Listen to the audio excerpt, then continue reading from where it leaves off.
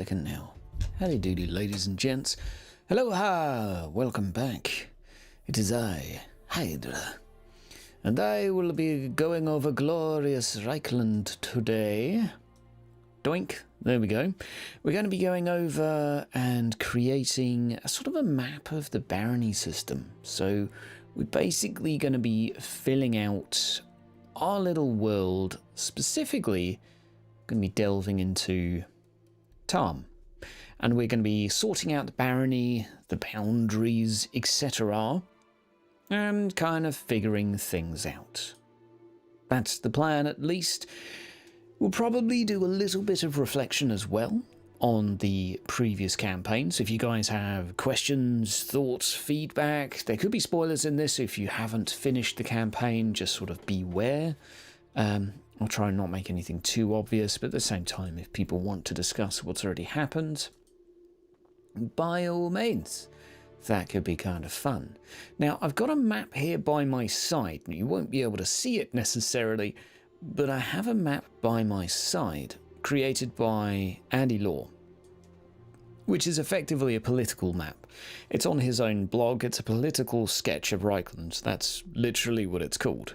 So don't ruin the campaign for Thorg. Dude, that's the purpose of this stream. Not to spoil it, just to ruin it for you. So there won't be any spoilers for you, Thorg. Don't you worry your pretty little noble head. Everything will be fine. God, I'm very relaxed and chilled today, aren't I? I think we could probably step it up a little bit. Finally step it up a little bit. There we go. Let's get some energy in the room. Right, so we are going to be starting with the barony of Tom, and you can see Tom where it is. That's right. We're going to start by effectively having a new layer. It's going to be transparent. There we go. And now we're going to have to draw on our layer. Let me just feng shui my chat so I can see that while also seeing you guys. Also, hello in chat. Nice to see you all. Welcome on in. I should probably do... You know what? I haven't actually done a Discord announcement yet. Oh, my days. Okay. Let's get on and do that.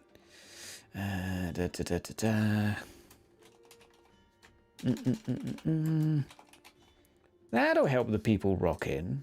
A little bit of world building. Borders and princes. Fiefdom is what you were thinking about the other day. So what we're going to do... Hey, sup? How's it going, bud? First in, confirmed. Right, so what we're going to do is load up this map in the side here. We're going to start drawing. So I've got... whoa! Let's go back to 100.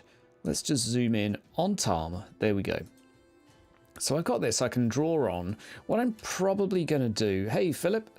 What we're probably going to do is have something like this... I want to draw what looks a little bit like a jagged line, and what I found is it's quite useful to actually, have, the skull worked well actually. I was using that before. So you can actually do like a border a bit like that. Now obviously that's not good enough. We need to do better. Okay, I'm going to go size down a little bit. Yeah. That might do. That might do. I think we'll go with maybe the bush. Maybe the bush. Okay, this is where we get to test my mouse skills. Yeah, okay. Okay, this will do. So what we're going to do is basically map out our town's territory. Now this is actually going to go from Tom down to Havelfurt, around here, around this river. Does it go down to the... Yeah, it does actually go down below. Cancel that. So it actually goes down here. I'm looking at the recent map, so we may change it afterwards. So this is going along a river here. Then it goes up to the Haga Crypts. And I will say currently... Well, let's leave that there for a second. The territory definitely is effectively everything to the east.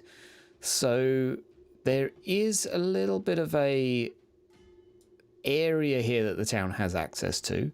They have access to the road. Anything this side, anything to the west is technically owned by someone else. Okay, so we're going to go along here, and I think that is probably here. That's probably where we're going to draw our border for Tom. I think that's probably what we'll go with. Two hands, what's up? How are we doing, guys? Going into lurking mode, good stuff. You're in charge of this, the damn Haga crypts. No, the Haga crypts are going to like a little bit of like a no man's land. Right, that's not quite perfect. So what we'll do is just delete that and make the size a little bit smaller. Opacity's up there. That's good. Okay. Nope, that's not visible enough. Now, what I would quite like is the ability to do a dotted line, but I don't think that's actually going to happen. So, not unless I go through and make it dotted myself, which is probably not as hard as it sounds. So, let's try that. Let's try that. We'll do a little bit of this. So, we're going to go, yep, that'll do, that'll do. Or should we go with a little bit of a feather? Yeah, we'll go a little bit of a feather. So I'm actually going to give Tom a little bit of the woods as well here. There we go. And then Blute Rock will go around and down. We're going to go along here. So there's a little mining colony you can see to the south. Right, this... yeah, we'll effectively go down here for the Haga crypts. Round and down. There we go. There's our first barony mapped out. Okay, and up to Havelfurt. And from Havelfurt, going to go to here. And then that will go to around there. Havelfurt will have its own little... actually, will it? I don't think it will. Havelfurt's technically going to be under the jurisdiction of Tom. No, I'm trying to think, because Havelfurt is effectively doing better than Tom. And will it be owned by? No, it won't. I've got it as a coaching in station. That's going to fall under another baron. So there'll be a potential cause of conflicts there at least. And we're going to go with round like that instead. There we go. The others will be easy because they don't really matter so much. So let's see if we can just turn this into a dotted line. You're effectively watching me on MS Paint for a couple of hours here. And that's just glorious. Hey Mojo, how's it going, guys? Make a point. Pointy Rocky Mountain. Massive equal hills. Well, there's lots of hills here. This is all very hilly. There's our little mining colony. Right, so we're going to go with one of these, and we're going to have to go down in size. Nope, a little bit larger. There we go. Nope, a little bit larger still. Now, is that an adequate way? That's not really an adequate way of seeing what's going on. A little bit smaller. Doink, doink. Okay, is that sufficient to mark a territory? Because I would like it to actually be a dotted line. I could always update this at a later date, but if I find, you know, I can do that instead, which would be... yeah, I think I'll go with that, but do that all the way through. Okay. Okay. Not every hill has something useful to mine, ain't that the truth? Ain't that the truth? Some of them are just hills. I mean, around Tom, effectively, the mining guild had been just getting coal, which is better than nothing, I guess.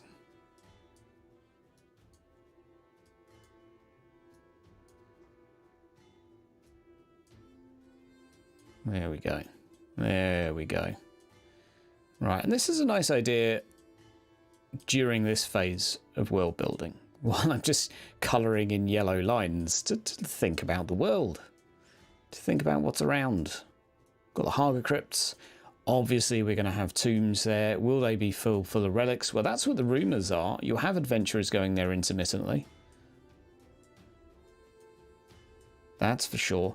I mean, you might even, Seighard, you may even, our noble lord may even find himself having adventurers coming, asking for permission to go pillage the Haga crypts. Right, okay, for me that seems, you know, relatively helpful as a map. Hills, yeah, there's currently lots of, there are quite a few shepherds in the town. The thing is, in the campaign thus far, is we've not really made a massive deal out of, let's say, the economies of the area. It's just not really been something to, that we've made a big deal out of. But they're there. Right, I'm actually going to try doing this instead. Bear with, bear with. Trust me, guys. Trust me. This is going to look a lot better. This is going to look a lot better when I do this. I swear, all of that editing, YouTube videos for Inquisitor Martyr has just geared me up for this one moment. There we go. How fast can you click?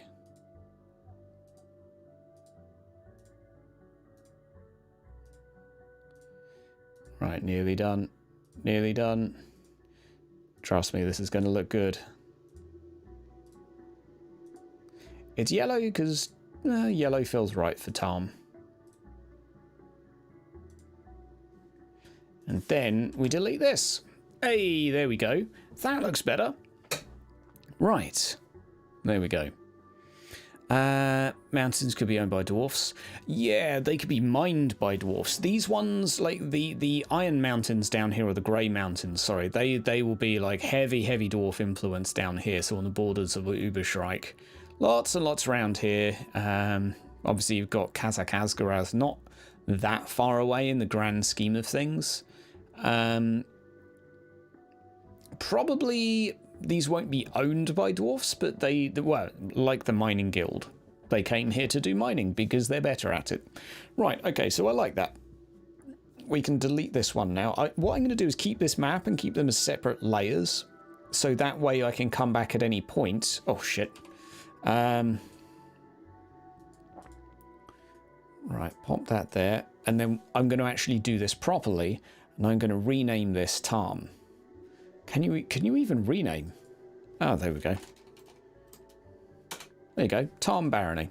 So that's Tom done. Now let's look at my map. So we've got Yettenberg is the next one south, which is down here. So that's going to follow the border along to like around there, come down,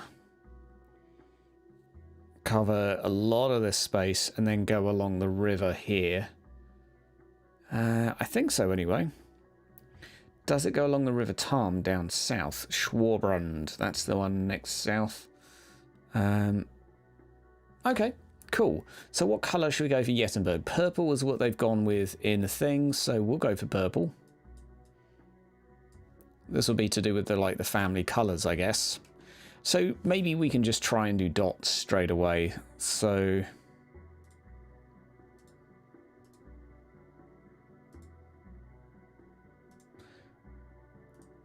there we go. That's on the border, right? I like this. I like this. This is nice. This is pretty. It's not about being pretty. It's about being practical, though, isn't it? So I see we're still waiting for a few more comments to creep in on the latest video. I hope you guys like the season finale. I had a great time doing it. Hey, Mooman, how's it going, bud? How's it going? You could also use Foundry's drawing tools on the actual map to make the borders. Oh, yeah, I could do. I'd be so scared of breaking it. I'd be so scared of just pressing the delete button. But that's like, why don't we just have a little look at that for a second, just to kind of show off Foundry here. If I go, if I turn on display capture, turn off my image, and turn off GIMP, there we go. Reichland. I like the idea of having them all as separate things, though. But I don't think I can do that in... like, what I'm going to do is chuck it in here afterwards, but I don't think what I can do is, like, delete one place at a time, maybe. I haven't really experimented too much with this, so let's have a little try while we're here. So you can draw eclipses, draw polygons, draw freehand. Oh, good lord, you're asking me to draw freehand. Well, that's not going to go badly. Okay. Required field text color, not present. Okay, so I have to pick a color. Draw text. Do I have to pick a color? Okay, so where do I pick it? See, this is why I don't do this. Okay, so where do I pick a color? Configure drawing. It's got to be here, surely. Let's try this then.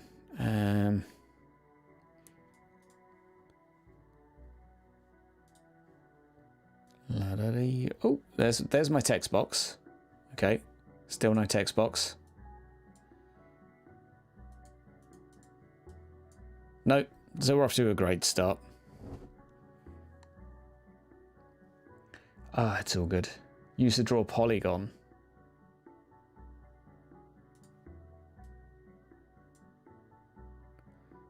Right, so you just have to... Okay, oh... Yeah, that sort of works. Yeah, that sort of works. I can see, can you delete polygons individually? So if I do like... What?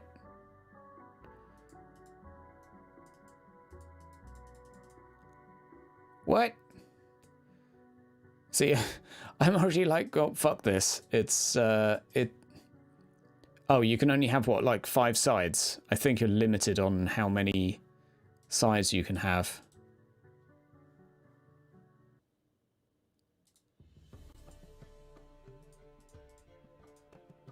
Are you not? No, I think you're limited to like 10. Do I have any weird modules active?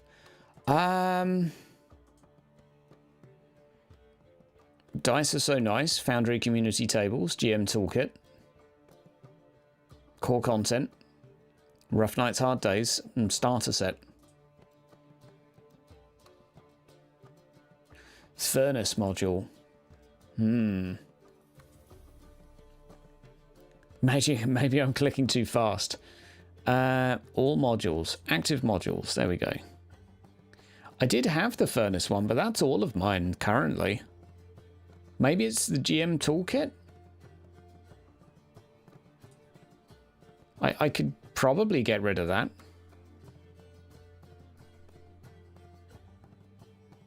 It's the new mouse. Don't you dare. Don't you dare. Okay, let me try again. We're trying to show off what Foundry can do here for Moo Man. It's either that or I make loads of walls. Maybe I was just clicking too fast.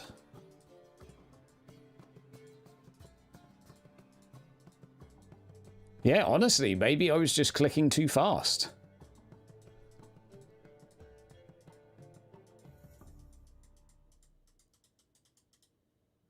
Right, so how do I make it actually have a...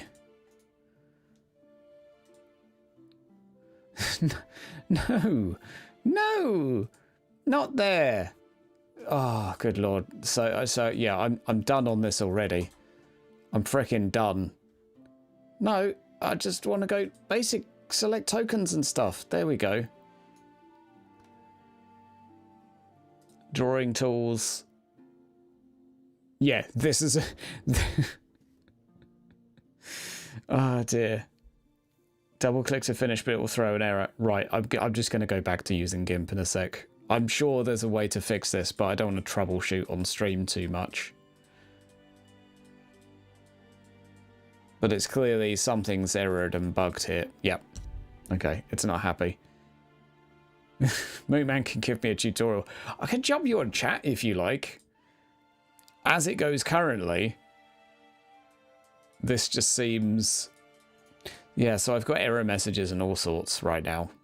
So I don't know, and this just isn't working. Whereas I've got GIMP here, which works perfectly well, and I can delete it randomly. Ah, oh, good lord! Live Moo Man. Live Moo Man confirmed. Right, there we go. Let's get Moo Man in a call. There we go. We'll get him in. Hey, Moo Man. Oh my god, hold on, I need to mute your stream. You're having a heart attack watching me try and do this, aren't you? Yeah, I sort of am. Yeah, no, it's okay. I don't know what the piss is going on, but it's killing me. Yeah, I don't know why you... what that error is. Yeah, I have installed and deleted modules over the past, but this I'm not even... my mouse isn't even near the edge of the screen. Delete all drawings from the scene. So go to your drawing config, the way you selected the color. First, I am doing that. Finish the drawing by double-clicking. Okay, double-click to finish. I've learned something new today. I've got pattern, so maybe that's where I'm going wrong. Maybe we go solid. Okay. So, yeah, your stream's a bit delayed, so it's hard to... Okay. So in the fill section, I can change it to solid, and I can change it to none. Or, solid. Solid is what I use, because it has a little, color to it. Required field, text color. So go to the text tab. Text label, text color. I assume I have to just select which color the text should be. Yeah, waiting for your stream. Requires field, text color. So it doesn't seem to be filling in. I assume this is an RGB key. Yeah, or just like... Okay, so it didn't like black. Ah, there we go. Now it's selected it. Cool. Okay. So let's now. Can you draw something? Well, let's see if I can draw a polygon. Because if you want to see an example of this, you can see the Überstreik map that has all the districts with color drawings on it. Yes, that one looks very pretty too. Right, it seems to not like it when you click too fast as well. That I noticed. So if I was clicking too quickly... Well, before you draw too much, well, actually, you can't edit a drawing before you do so you might as well. So that's working. Okay, cool. So we have a thing here. Ta-da! Nice. Okay. And then can I edit the polygon, like one bit at a time? You can't change the structure of it, but you can change the color and whatnot. Okay, so I have to do another one effectively if I want to change it. And can you do a text? Oh, you have to just do a text on top, I assume, to do a text. No. If you double click on the drawing and you go to text and you change the text label, it will add the label. How do I select it to do that? There's the top tool on the drawing sort of subsection with the little triangle. Select drawing.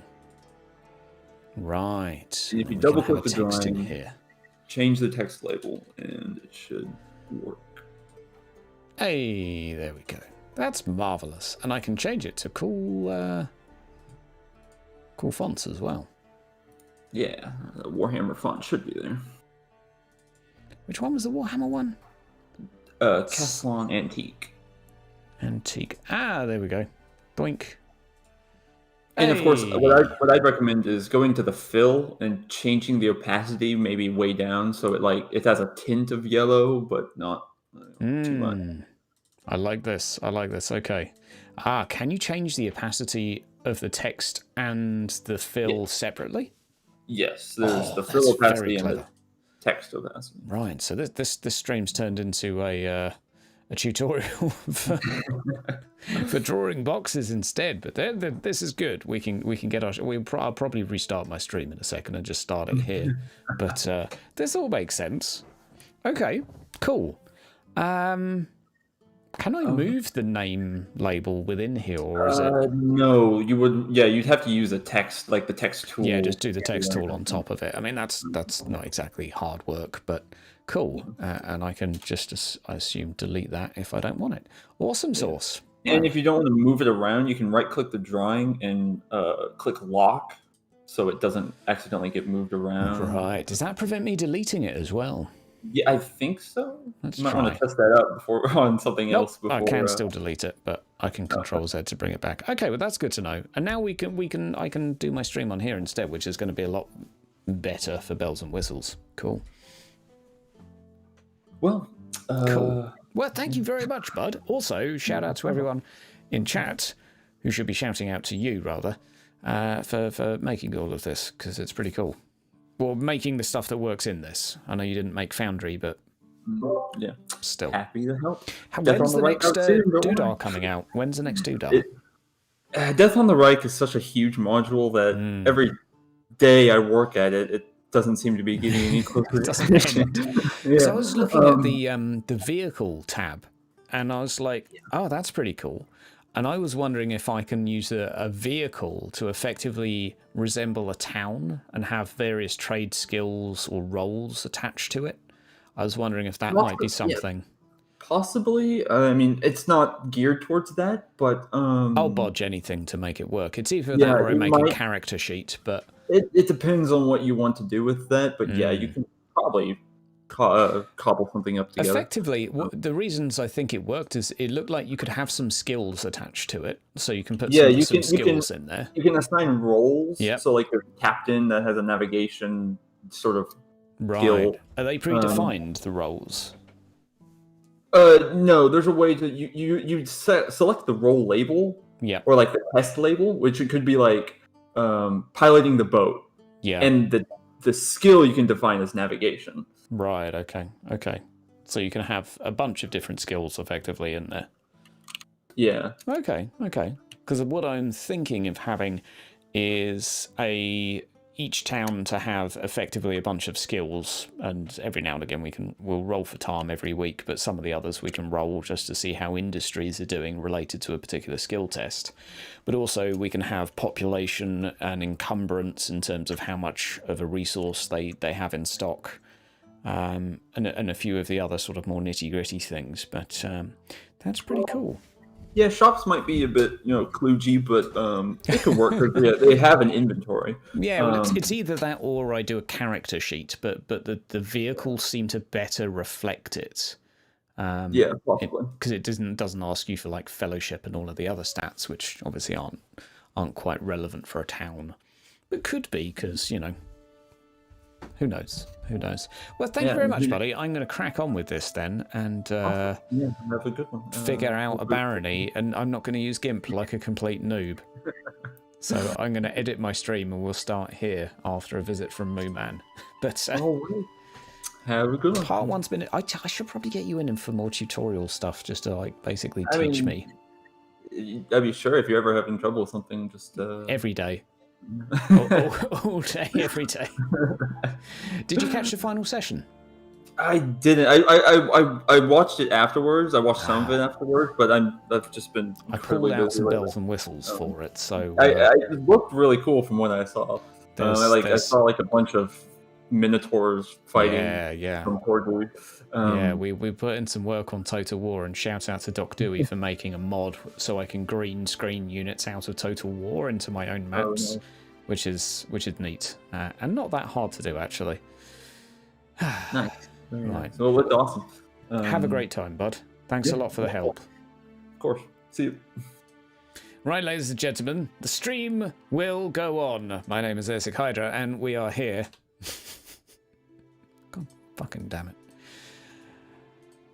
We are here doing a stream where we are creating a barony, the outline of a barony, and yes, it's taken me a little bit of time to figure out how it works, but we've got there in the end, thanks to Moo Man. And we're now going to draw this polygon of a barony. And technically, this is what Seighard owns. Yeah, I know, right? It's pretty messed up. Pretty messed up. How did Seighard get so much stuff? Like, what's going on here? He's always moaning about not having anything, but if you ask me, he seems to be doing pretty well.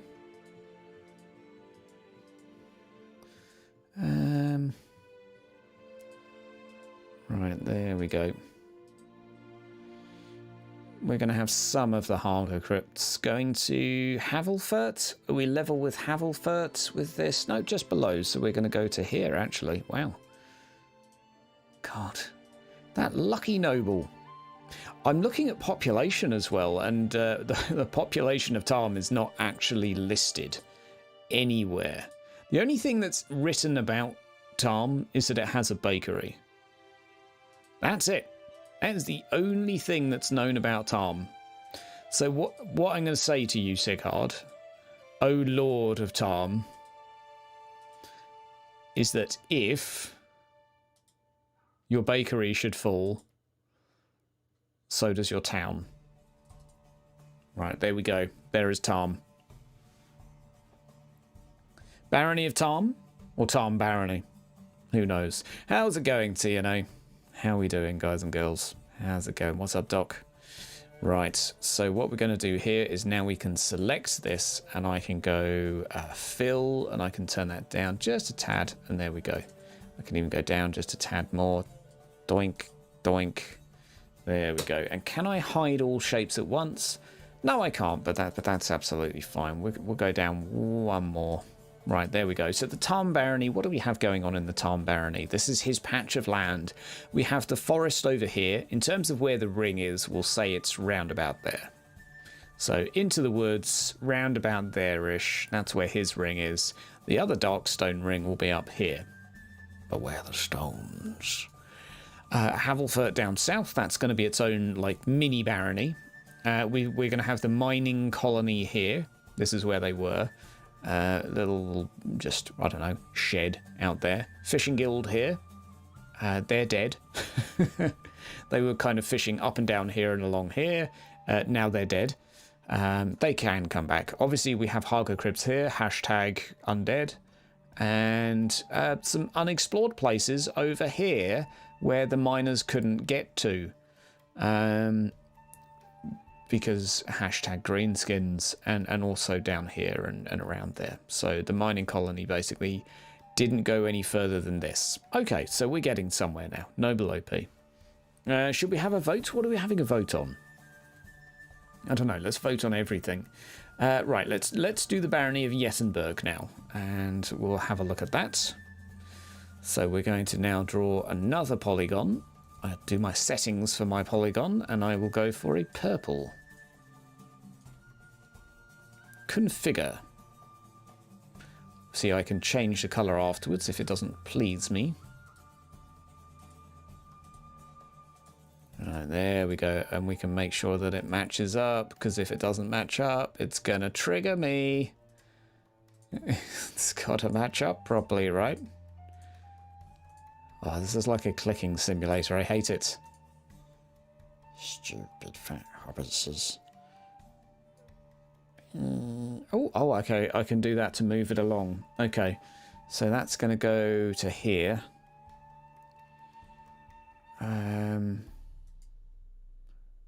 There.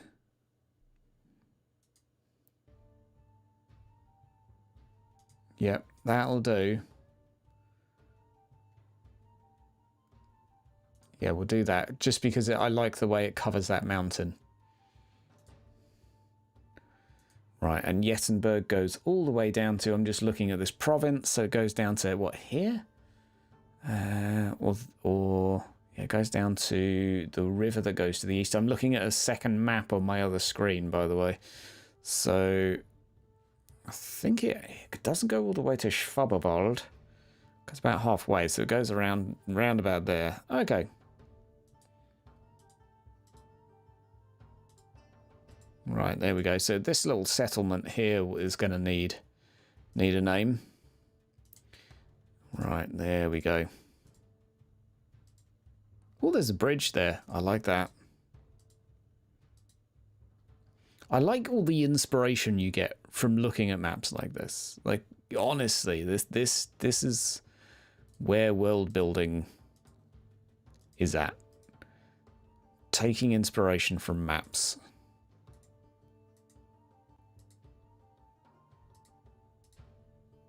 Right, and Yettenberg basically stops here. I like that. I like that. Turn that down a little bit.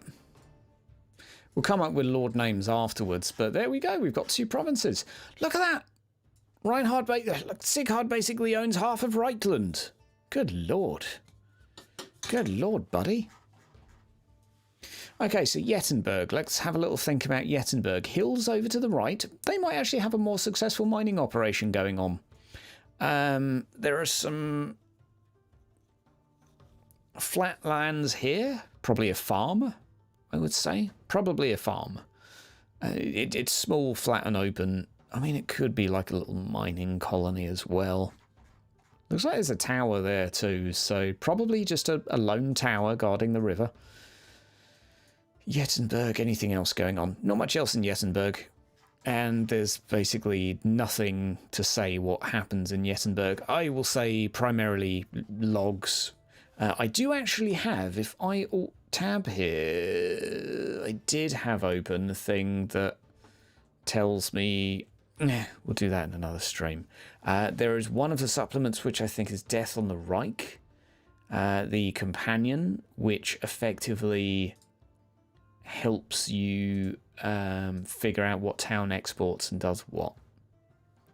Okay, so Jettenberg's done, Tom is done. Let's go toward Bogenhafen and see what's going on there. So if we go over to here, so this is the Duchy of Strappenheim, which meets with the Duchy of Midwald, which I think is from Gramdorf. So Gramdorf, Midford's not even on this map. Damn. So poor little Midford doesn't even own his own duchy. So Grandorf basically goes along halfway across the Bogen, down across here, down to there, and up. Wow, that's a really weird duchy. Oh, I'll do it though. I'll do it. We'll change the fill afterwards. Right, there we go. There we go. So any specific thoughts or feedback from you guys on the campaign? Because I love to hear what you guys have to say and what you think about what's been going on. So anything, like, I've done a feedback form on my Discord just so anyone can basically throw in their own sort of feedback into what's been going on. But it's nice to hear. What did you guys like? Anything that you thought was maybe a strength of the campaign? Anything you thought was maybe a bit of a weakness? Anything that you think it was maybe kind of missing elements that, you know, just didn't quite happen?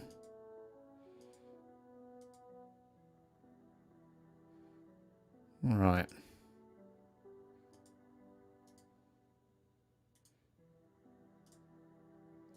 There we go.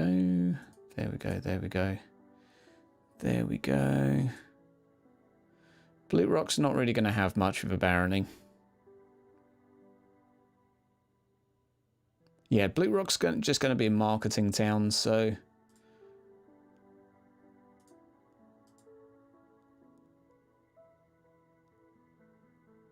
Oh, go on, we'll have Blue Rock have its own tiny little area. And it goes up the River Blute. Yes, it does.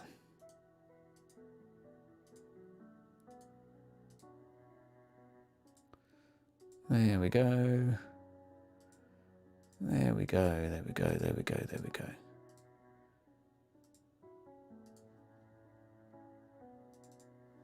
There we go. Right, what colour is Gramdorf going to be? That's actually yellow here, but what we'll do is we'll swap that with Tom and make it blue. Right, let's catch up on chat. Depending on the size of the names on the map, you'd say you can evaluate a population. So there is actually in one of the books a good little estimator of what the populations are for each area. I think the population for this barony, when we started the campaign, I'd put down as 700. Now, 100 of those were mining employees. So we're down to 6 because they've left. Then we've got probably 100 to 200 left because they didn't want to die from witch hunters. So that puts us down to 5. Then obviously quite a few will have died during the attack. So I'm going to say we're probably down to about 300 now. Maybe 350. Oh, there we go. So I'm just catching up with chat.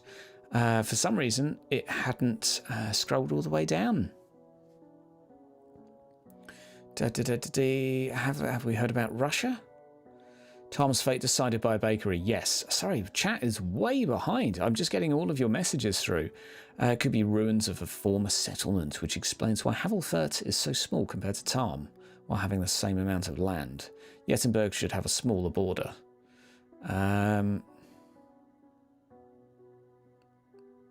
Yettenberg's doing better than Tom, though. Just play multiplayer Gemschnart of the CK2 mod. Hydra's version of Bannerlord confirmed. Now that you mention it, Mumo, could give us the map real quick. It's around our timeline. Okay, Bannerlord rocks. Yeah, Bannerlord is cool. All right, finally catching up. Characters don't have a lot of time to think and say what they think in general. Yeah, that's true. Doc would like to see the players make more decisions according to their characters instead of OOC knowledge. That's a tricky one. Yeah, I mean, I do think that's a little bit of a question of like familiarity with the setting, and you kind of have to not be too attached to. But Havelfurt's going to belong to Bogenhafen, by the way. I forgot that, but so that's going to be part of the Strappenheim duchy. I forgot about that actually. Right. So these are the Tanzuk Hills. Doesn't even say that here, but there you go. Right, we'll do one more. We'll do the Strappenheim, and then we'll start looking at this a bit more. I completely agree, though, Doc. I mean, that's a great thing to have players making calls not based on meta knowledge. It's not an easy thing to do, though. Because it's so easy to fall into that trap of, oh, I know this is Zinch, and I know this is Corn, and your GM can try and throw you off every now and again, but it's not that simple, is it? Not that simple. But I think as well, our players have got to know their characters a little better, so that will probably help. Schwaberald.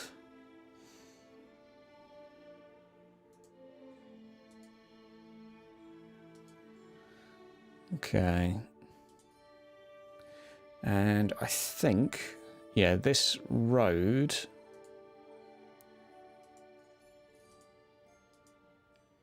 and half of the hills will belong to Bogenhafen.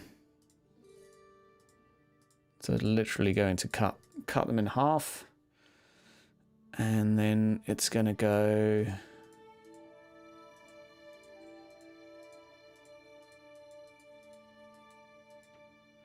around there. I'm just trying to copy a map I've got by my side.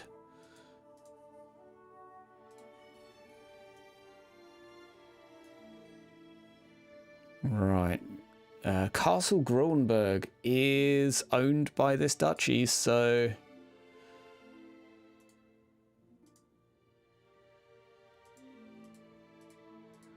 right, I don't like completely straight lines, so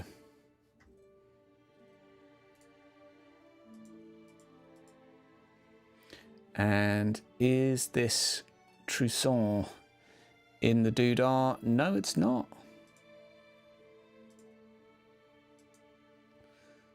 Okay, right, there we go. Right, I'll catch up on chat in just a sec after I've clicked this like another 100 times to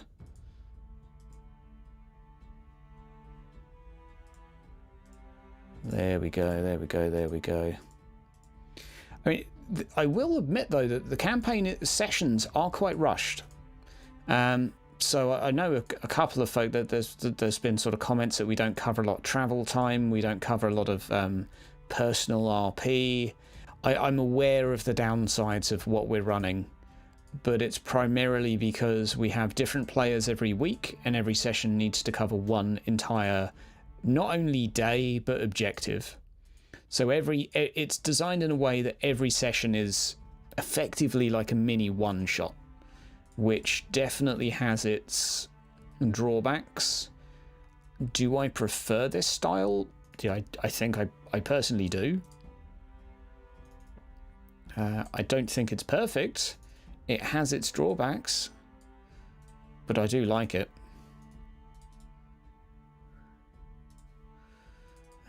Primarily because it means that lots of plot happens.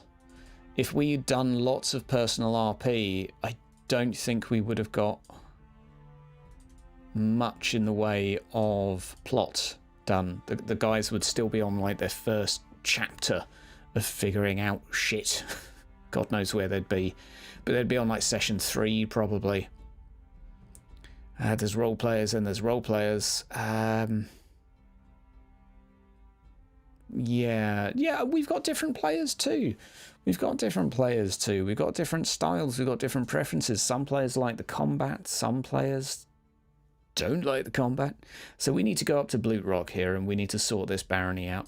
There's so much going on in Bogenhafen. You've got the Reichwald Circle, I need to read about that. You've obviously got the Rival Bogen, you've got Castle Grunberg, where the Strappenheim family lived. They own all of this. They actually own Havelfurt right next to Tom, so that means that we're going to have a fairly strong connection between Tom and Bogenhafen, because Havelfurt is going to have a few things that Tom wants. A small garrison.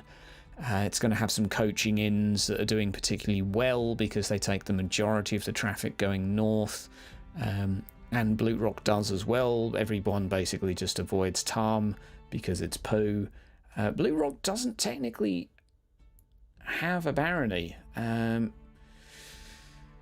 is a small Steichel. So that's basically across here. Farndut's tomb is outside of his barony. Okay, and this is going to be a...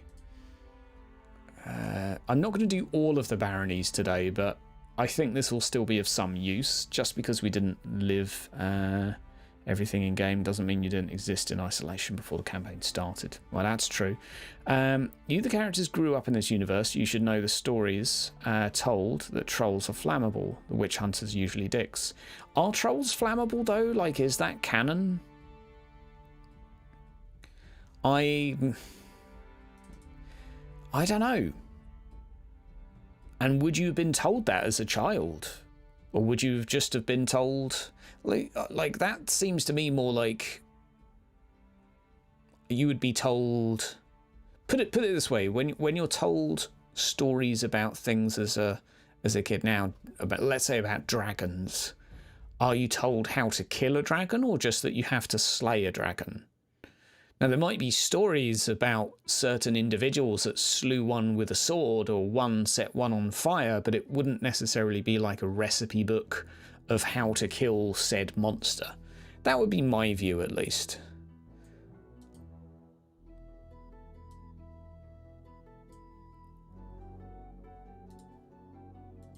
Right, we're going to delete that and delete that, because that clearly didn't work.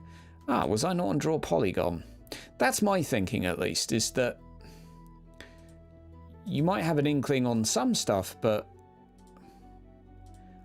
yeah, I think experts in killing trolls should be experts in killing trolls, and experts in killing undead should be experts in killing undead and such. I don't think a lot of it would be common knowledge, but there's so much subjectivity to this. No two people will ever agree on the canon for this setting, and it's kind of one of the good things about it, though, right? Gets you into some trouble when you're the GM, though. Does get you into some trouble when, you know, your interpretation isn't isn't cool.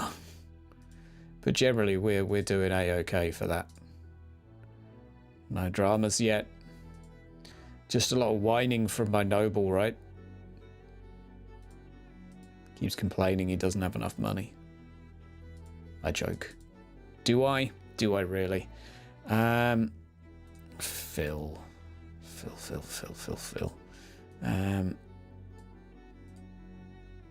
There we go. Blue rock can be pink. Oh, no, that's not right. Do we have a green here? Okay, this one could be green. There we go. That's good. How many stories and how many are the truth? Yeah, that's the other thing, I guess. You could say you might have heard 10 stories about how a famous adventurer killed a troll. Yeah, that's a good point about vampires and sunlight. That might be a story. Now, is it true in the Warhammer Sand setting? Technically not. There are vampires that can survive in sunlight. So we've got this here. So what's further up here? We're now getting into the fiefdom of Altdorf. Oh, Jesus, that's huge. Yeah, that is just the princedom of Altdorf, sorry. Barony of Felbrack is fairly small. It's just like here, down, around there to Preeds. Okay, we'll do that. Okay, so let's go for this one.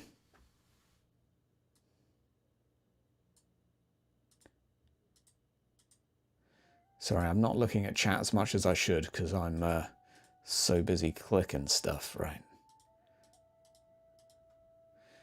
Drapanik, yep, that's within the Altdorf jurisdiction.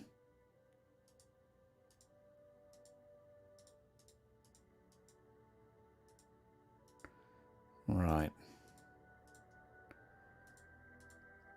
So I'm going to have to think of a bunch of political events now as well to put on the Endeavour table.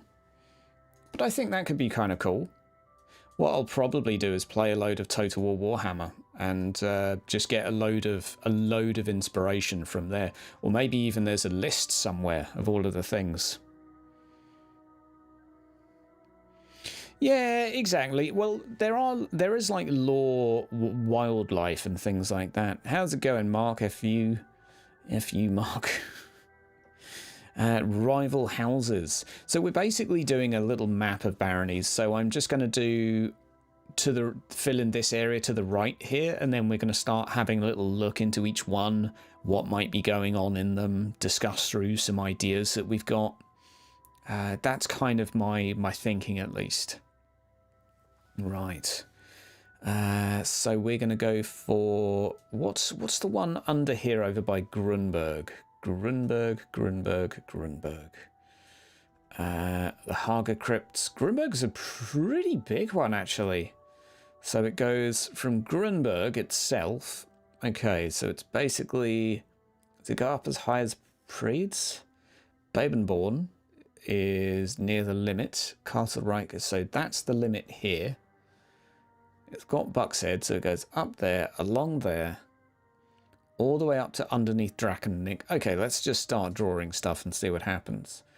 And this looks like a dark blue to me, because it kind of should be yellow, but that's fine. That's fine.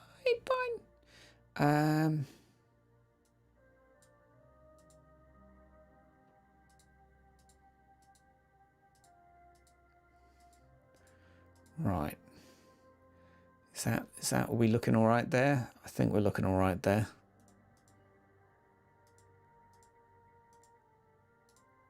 Good stuff, good stuff. So this will be highly relevant to... does that actually border Tom? Yes, it does. Does it border... no, so it's not the only border of Tom to the north. I don't want to take away Tom's potential neighbours.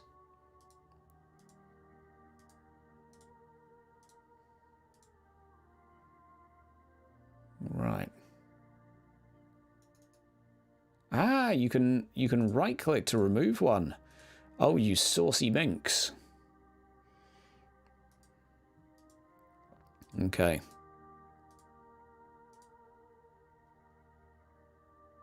There we go. I'll change the colour in a moment, obviously. Right. Even on streams, you were reading chat mostly. I try. Although I think you're referring to Doc, in which case he tries a lot harder than I do. Right, does this border... This borders Jettenberg. Hang on. So Grunberg borders Jettenberg. Yep. But Jettenberg also borders Orschwald. So I think that's actually about the end of it here. Now, is Wollendorf inside here? Inside Grunberg? Yes, it is.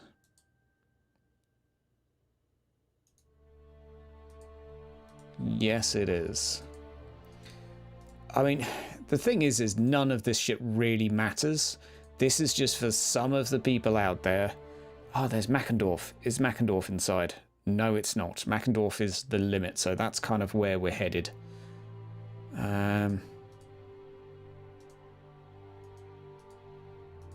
I like the idea that some of the mountains are like cut-off points for the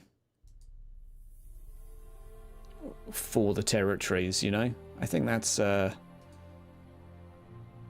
just kind of makes sense. How far does your land go? Oh, until that hill. You know, because it's not like you have a fence or anything, so... Ooh, Rotfurt. I know nothing about Rotfurt. And then this basically now is Onling inside its territory. No, so we're going to there.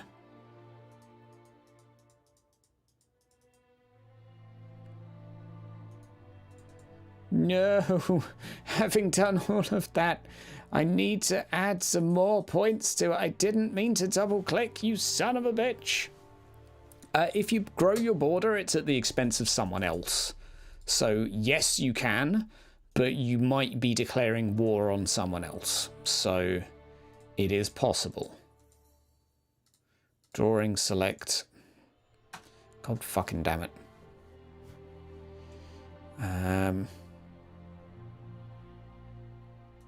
Polygon. I'm going to draw another polygon on the top of this one. Hang on a second.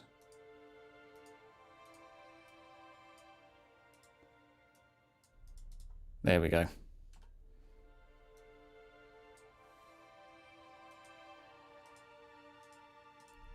There we go. Now I just have to click on pre-existing places.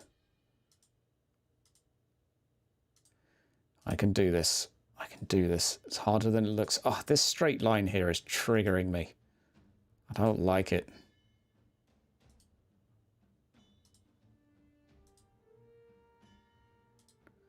There we go.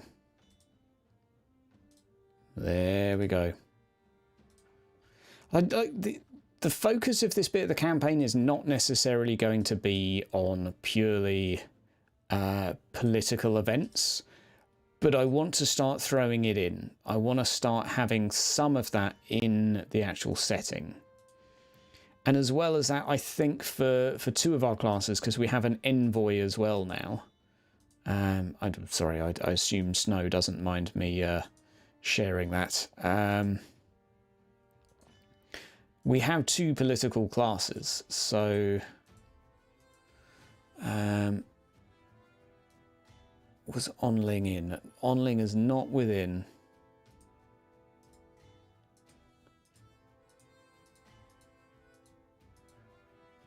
All right, there we go.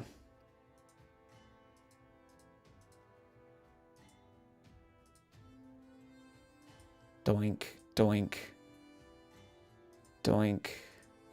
Nearly there.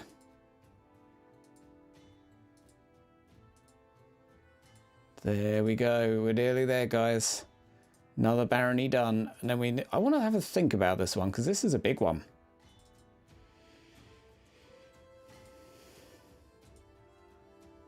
Right.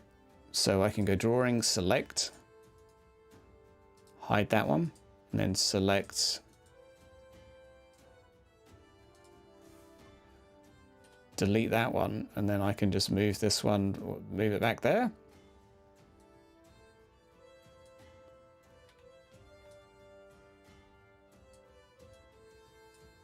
Oh, really? We're doing this, are we? Fine.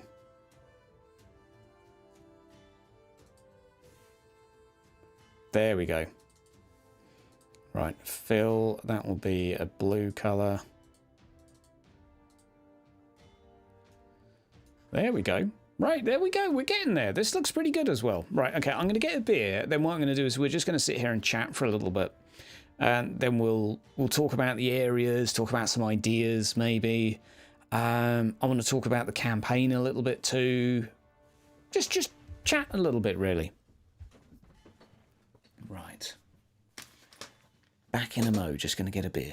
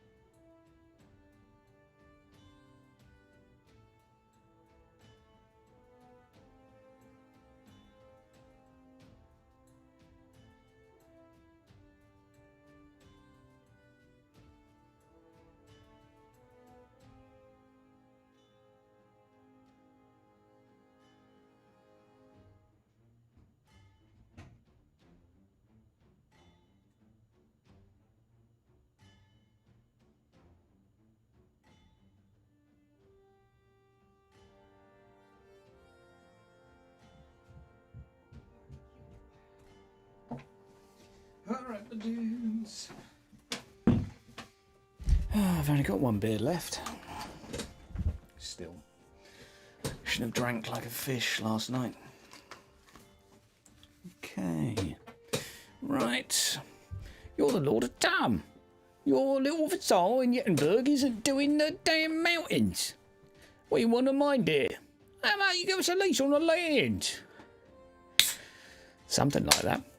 You can get this map, Mr. Grob, from the Foundry module if you want the 4K resolution image on Foundry. If you just get the official module, this comes included with all of the bells and whistles attached, so you come with all of the fluff written for stuff like this. Great. Oh, right, I need to actually lock these.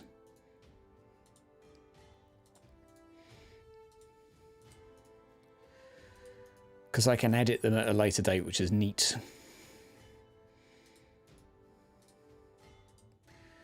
I'm probably not going to go too far afield, too much further than this. So I'll obviously fill out what's in this area. But for like the stuff down here, probably less relevant. Yeah.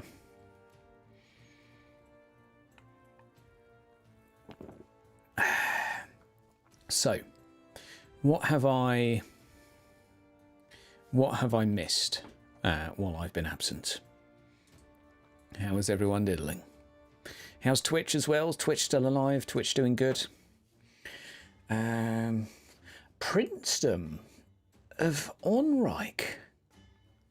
Who is the prince in Onling? Technically, this is a princedom. In near Grunberg. Onling. Onling has a prince in it. Who the fuck is it? What is he prince of? That's amazing. Okay, anyway.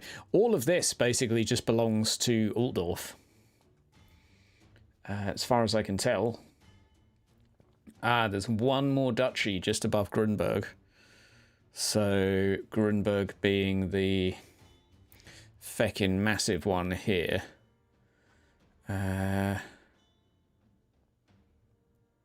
Duchy of Adenauer. I'm just looking at my spare map to try and be like, okay, where's the rest of... No, that's frickin'... Is this all just Altdorf's duchy?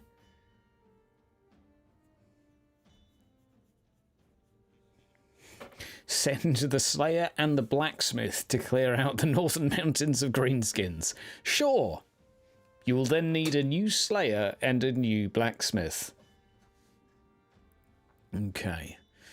How's it going, Slime? Still working. Top stuff. Thanks, bud. Right. Extra incentives to join the Discord, for sure. Prince doesn't have to have land. Yeah, I know, but how did he become a prince? If he doesn't have any baronies, it's a bit of an odd prince. Yeah, that's what I'm thinking. Right, anyway, Frandad's Tomb, Groslin, all of these, and Darbenreich all fall in under the princedom of Altdorf. Yeah, so basically all of this, including...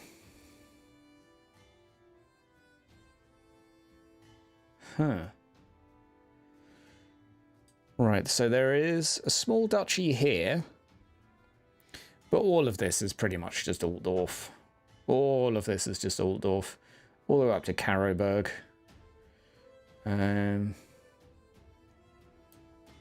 Yeah, what we're going to do is just say all of this is Altdorf. There'll be a couple of vassals in here. But this is just going to be a whole lot of Altdorf.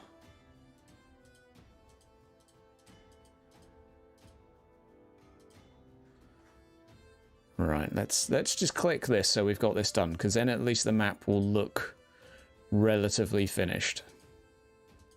Remember, we don't have Karl Franz right now.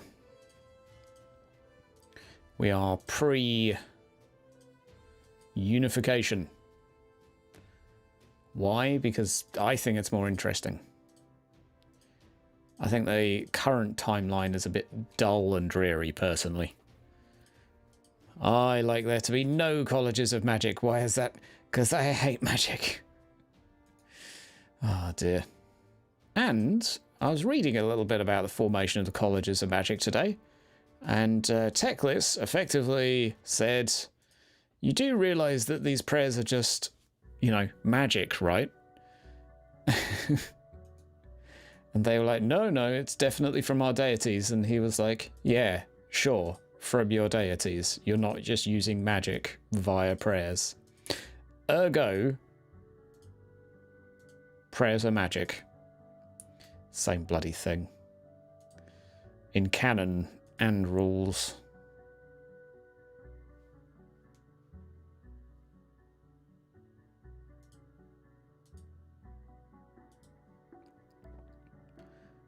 Right, there we go.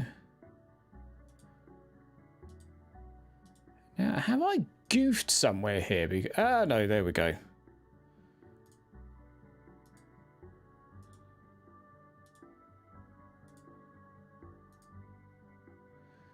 Right, nearly done. We'll catch up on chat. I want to get this done. This is triggering my OCDs. I'm sorry, okay? I don't even have OCD, but I do obsessively, compulsively want to finish maps.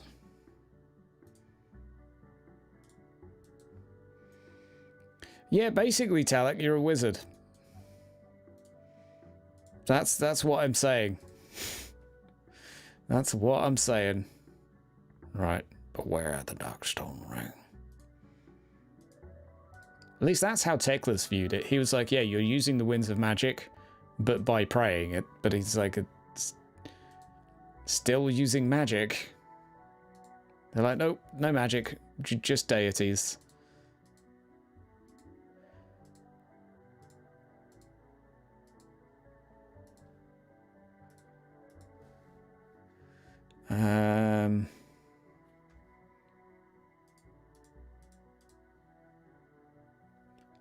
Who owns Cuillin? Alright, Essel.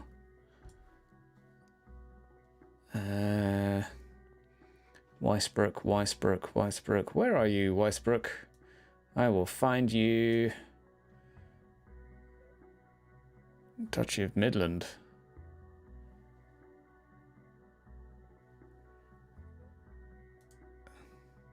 So technically, there is another duchy here. But this is fine. Cuillin. Oh no, I double clicked. Oh motherfucker. Well, anyway.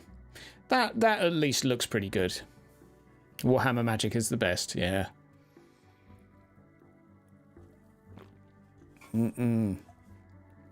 Talak the Grey. The priests of Sigmar care about their copyright protection, fair enough. Yeah. Righto, so let's have a little think. So we've got Tom here. I could bring up, let me bring up my Adobe Enemy and Shadows Digital. Yoink, I'll go over here for copyright reasons. It was Death on the Reich Companion that I want.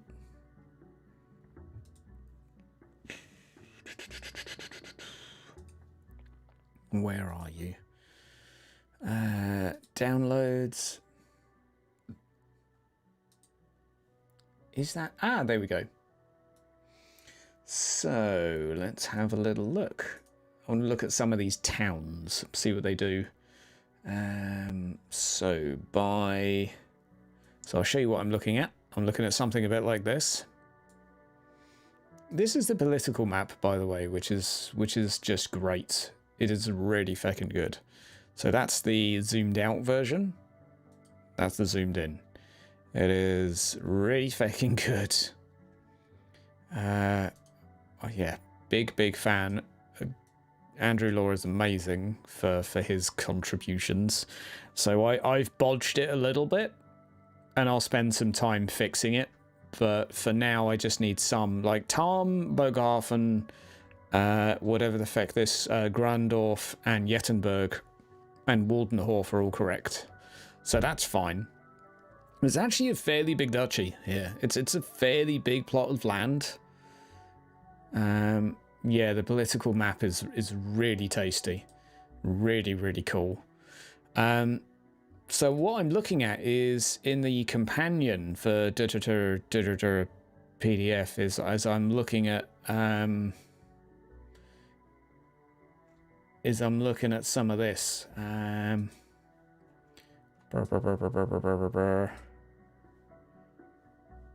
me just have a little look. Oh, that's display capture, isn't it? So it shows you population, it shows you what people build, stuff like that. It's really cool. But you can go to like Bogenhafen and you can look at all the towns in Bogenhafen, see what they create, look at their populations, and that's just incredibly useful. What I will probably do is fill in a lot of the information here with rough population, production, how many what their garrison is. Like you've got 500 troops within Bogenhafen. It's not bad, eh? Not bad.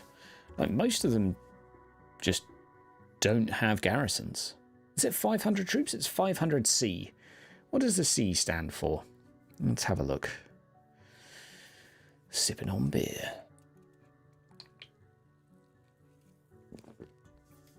C equals poorly trained troops, possibly required to bring their own equipment, which is generally old and of poor quality. Ugh. B is average troops, trained and equipped. Ah, nice to know. Nice to know. 500 of the fuckers, though. Nice. Okay, let's look at this map a little bit more. In full disclosure, you're watching this from the beginning. Ah, Jason, you've just started looking at the campaign, right? Good. Yeah, C equals conscripts, B equals better. A equals... There is no way. There's no way. Oh no, A is properly drilled, well-trained and equipped soldiers. Nice. So, I mean, that's amazing though, because it means that you can give your troops, if they're fully equipped, you'll be like... have a plus 60 to attacking these other troops, you know? But a minus whatever because you're outnumbered 3-1. Like, you could actually do the combat like this. So if we were to do Bogenhafen against Tom, Bogenhafen outnumbers them 3-1, like 20 to 1 at least. So it's going to be capped at plus 60 straight away. And they're fully equipped and all of that. So you can probably make a 3 types of NPC and then times the wounds by the amount that they have. Give them the equipment that equates to it. So like a full armor, etc. And you could simulate a combat back and forth. Like, that's a really easy way of doing it. God, I love this system. That's really neat. Like, I can just create an actor, call it Tom Militia, NPC, skills. So there's your militia. What you do is you turn off auto-calculate wounds. So what you would do is wounds, I would say, would equate to the number of soldiers. Probably. It's just like an easier way of doing it than timesing the wounds. But mind you, I guess how tough they are does equate to that. But you could give them... what I would do from here is I would say, okay, if they're low rank, then what you'll probably do is their career to rank 1. So I would go with soldier. What's the first tier of soldier? I would say we've probably got recruits. There you go. So all of these guys are recruits. Oops, excuse me. Recruits. Career. There you go. And there's your basic. I'd start them off at human stats, but I'd be like, that is your troop, and you'd obviously give them the trappings of the first rank, and then you'd go to soldiers for the next rank, etc., for the bees, etc., etc., etc. But you could quite easily simulate a combat between 2 areas just to figure out who wins a war. That would be just really, really neat. You could give bonuses based on outnumbering. So this is purely for like GM fluffy stuff. But if Bogenhafen and this guy went to war and they sent a little militia against each other after falling out, I can actually do some rolls to figure that out with you guys watching, and I will be like, yeah, this is what happened during the fight. These guys absolutely trounced them, or maybe they set up an ambush in the forest and they managed to get surprise round on the other, and you can do it like that. That's pretty neat. I like it anyway. I think that's pretty damn cool. So anyway, let's have a little think about relevant campaign stuff. I'll tell you what we can do, actually. We can go on journal notes, because technically this is a journal. So what we'll do is we'll go over here, we'll go create entry, we'll go with Tom Mines, create entry, and then we go Tom Mines, drag them to there. We go with the icon, we'll go with a cave. No, cave 1.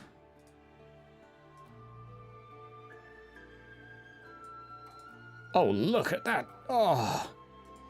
No, go down a little bit. No. Oh, that's just disgustingly pretty, isn't it? And then you change it to antique, so it's got the right text. Tom Mines, Tom, Haga Crypt. So there's the Tom Mines. Create entry. Fishing Guild. We'll go Tom Fishing Guild. Doink. What do we go for here? We go for doink. We go for fish. Do we have fish? Farm food. We need something for the sea. Swamp?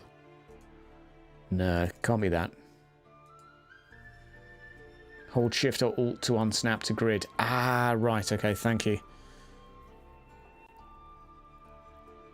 Right, village, wood elves, wizard, tower, textile, swamp, stables, scroll, ruins, road, orc things.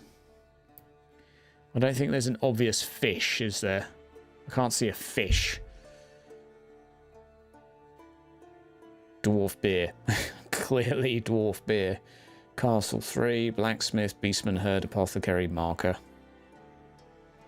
Okay, so maybe we would just go with a house or something instead. So you go for What's a dwarf settlement? Oh, wow, that's cool. Oh, man. Yeah, that's... I'm just... Guard post.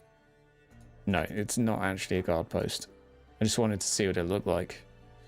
I went in. No, it's not one of those. How about in number 2? What Kislev city? Nope. Definitely not, but I'm learning what these look like.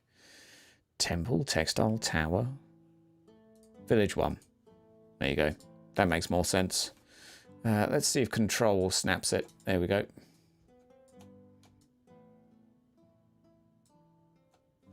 Or is it shift? No, let's try shift. Oh, it's shift. That's so spicy. That is so spicy. Okay. Use port. Port! Port! Oh, I didn't realize there was a port. Port, port, port, port. I didn't see port. Oh, you're a legend. Look at you. Look at you, you legend. So we also need to make the font size here, like, a lot smaller. There we go. There we go. That's better.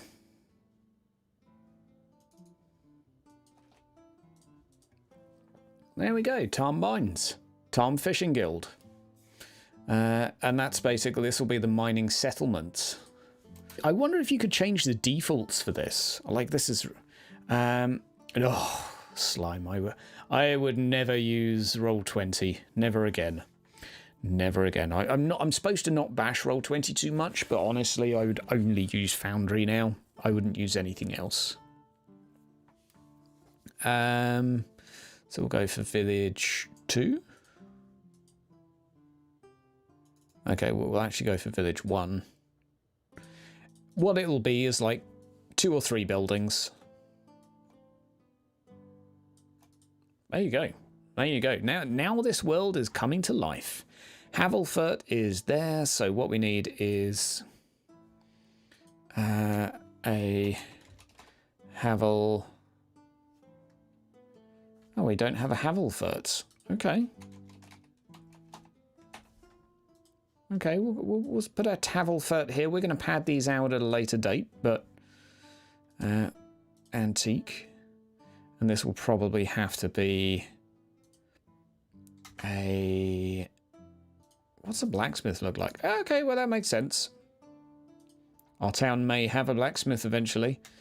And I will go with a... I'll actually go with a guard thing for here, because it is primarily a guard post. A coaching inn and a road warden outpost is at Havelfurt at the moment. There's nothing in the book for me, but looks incredible, so you have to give Foundry a try. Dude, if you've not tried Foundry, honestly, you really need to check it out. Do you play Warhammer Fantasy, Slime? Or do you play other systems? Oh, God. Beer is so nice. Be still, my beating heart. Right, I'm just going to move that there, because that looks better. And I'm going to move the Haga Crypts over a little bit, just to get them out of the way. So that's pretty much Tom. Oh, we'll go for the ring as well. The ring, create. There we go, we'll create a new entry here. We'll go for the antique. That would be nice if you could change the defaults on this just to antique. I know it's such a minor, trivial thing. I know, millennials, but you know.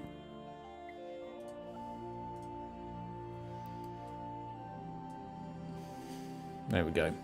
Nice. Nice. Okay, we're looking good here.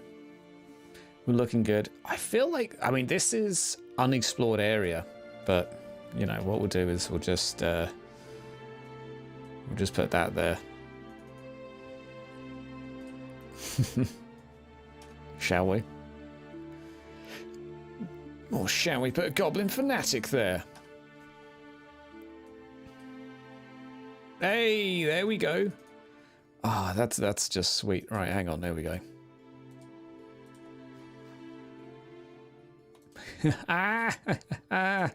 Oh, that's amazing. That's amazing. You've only played Total War and never got to play tabletop. Ah, okay. You're reading the books right now. Right, okay. Well, if you're interested in Warhammer Fantasy, this is the system to use. This is my world map right now. Mooman, honestly, don't even humour me, okay? I'm just being a millennial, but if you found it within your time, it would save me a split second of my time, and I'd be eternally grateful. What's the benefit of using Foundry over something like Roll20? You've never had the need to use something besides Roll20. Right, okay. We'll do this very briefly.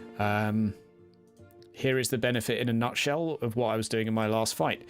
Here's a fighter, here's their gear, here's their combat stats, here's their improvised weapon, there's their roll. Here's who they're fighting against. It's a Gorbel. We're going to go on combat and click on Great Axe. Not only do we get sound effects, not only can you see dice, but you can see the tests here. I can click oppose, and you can see who won and how much damage they did. You can see the various penalties that would apply from the gear that they have. And you can then click right and apply damage, and it will apply the damage to the token. As you can see, the Minotaur's just been taken down to 8 wounds. If we applied it again, it would take him down to... well, there's not actually a token active, so it's not doing it. But that, in a word, is what you can do. It is incredibly important. You can have... let's just kill Seighard quickly. So Lazarus here is going to roll his combat weapon with his hand. Seighard, in response, is going to attempt to... let's have a look. Use Lord Reichland to defend himself. Okay. Oh my word. Lazarus is going to right-click and take a Dark Corruption to reroll. I'm then going to remove the Corruption before he shouts at me.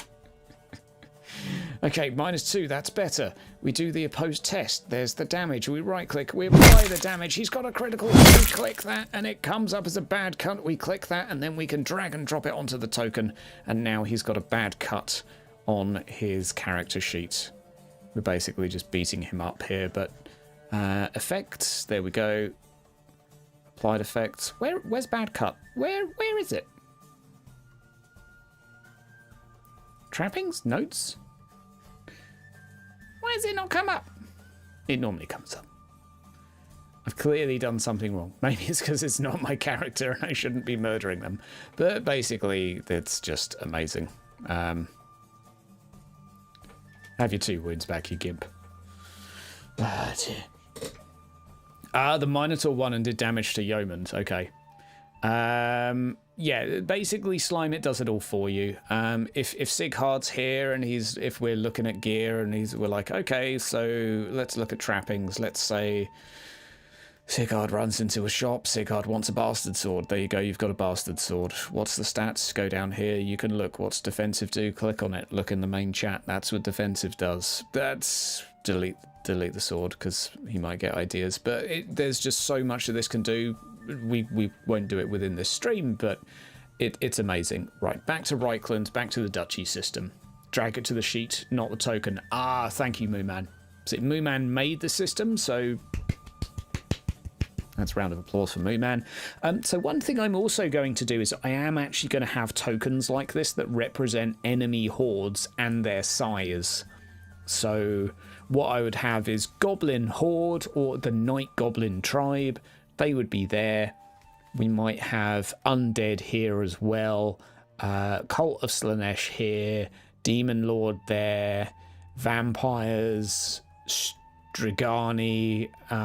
All waving their wangs at Tom. You get the point. I'm going to have some tokens like that because I just like the idea of having the world map and being like, okay, this is Seighard's war room and this is what the situation is right now in the war room.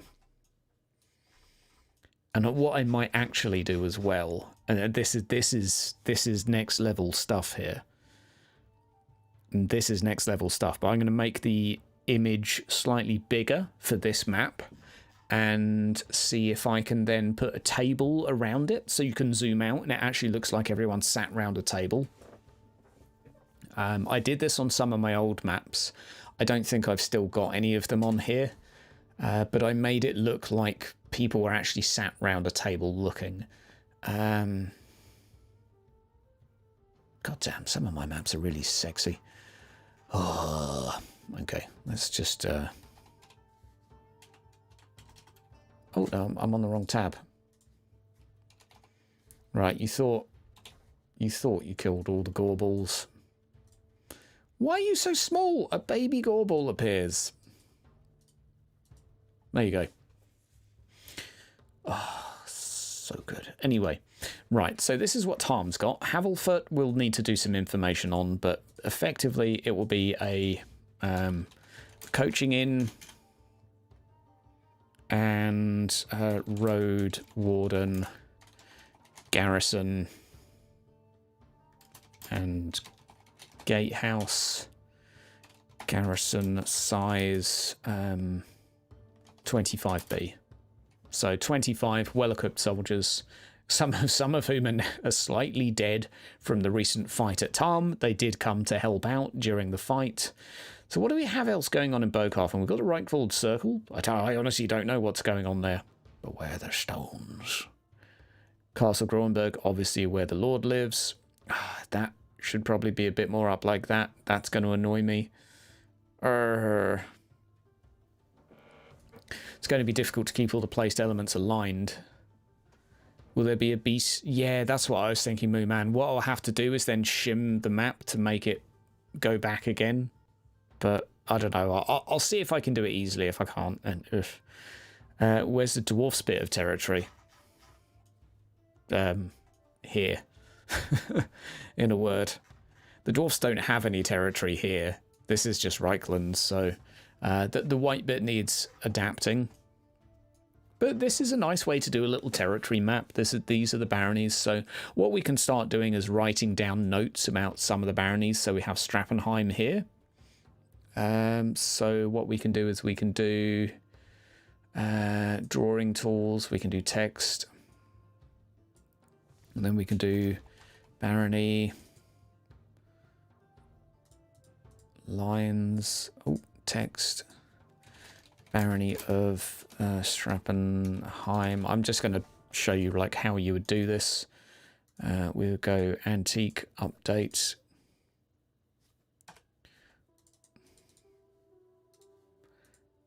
Select it, opacity there.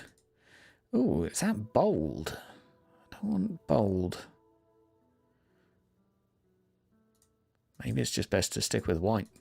Oh, okay, it has like a little natural black border to it, so it looks bold if it's not. But that will be quite handy as well, just by having some of these kicking around. And we can change that to 25, just so it's not in the way, and then we can right click that, lock it there. Oh, lock you in as well. Boink. I like this. I think this is going to work very, very nicely. Do I need to... I could just put text on here saying what's here. Category says hunt. Ha! It should not say hunt. Oh dear. Well, standard. I'm not going to change it now. Tom mines. Tom mines are abandoned currently, I will say. There's about 3 of them, and they're all abandoned. They have been for about a month. Dave owns Tom as well, that's confirmed. Right. What else do we do now? What else do we do? We've started mapping out the baronies. I guess we probably should go down a little bit further. Actually map out some others properly, because... you know, you don't want to actually just stop halfway through. Shrubwald has a barony. I think I would probably not go much further afield than this, because I don't want this to be like the main thing of the campaign. It's just going to be an aspect of it. They got they got a hint about silver in episode 9.5. At least they believe that it's in a cave full of mushrooms and goblins. there you go, right?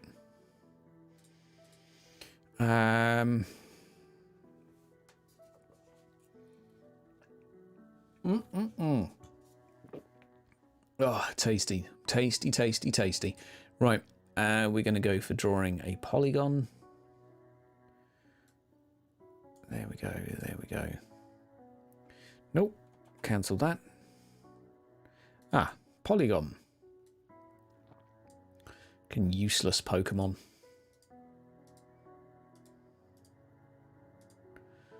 Right, there we go. So, how far down does Strappenheim go? It doesn't go as far as here, so I think it actually probably stops around there and goes down.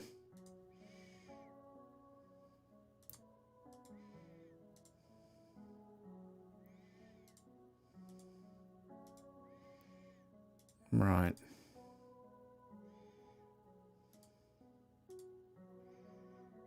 There we go. Is that down the River Tarm? Is that right? No, it actually stops before there. Ah, it's fine. In my timeline, this is the case. It's actually going to be between the two. Right. So, we got Upper Tarm and Other Tarm. Tarm.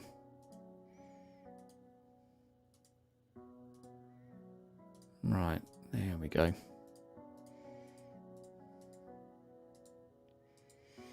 And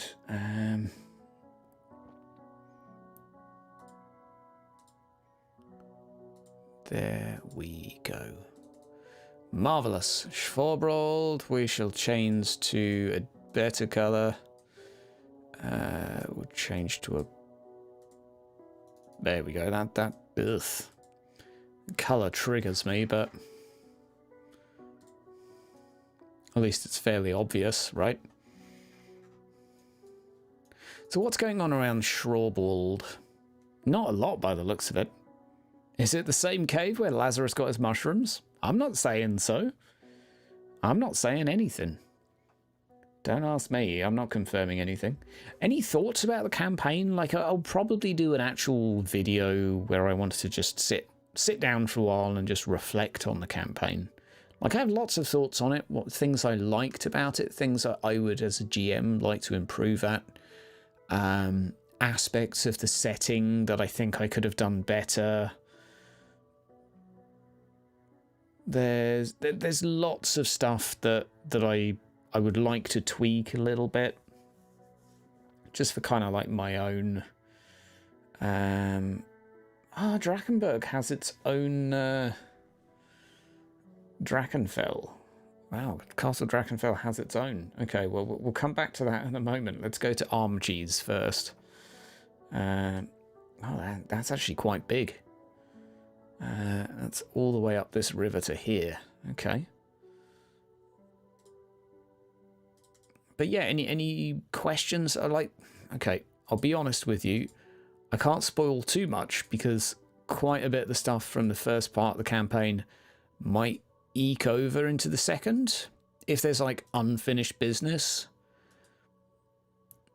But equally, no, okay. It's actually here. It's the Bogen that is the border of Armcheese. Yeah. Okay. Okay, not Castle Drakenfell. The guy in Vermintide 2 always banging on about the... Yeah, exactly. To be fair, if you're going to bang on about anything, Drakenfell's is a pretty good thing to bang on about because... I mean... That's messed up, right?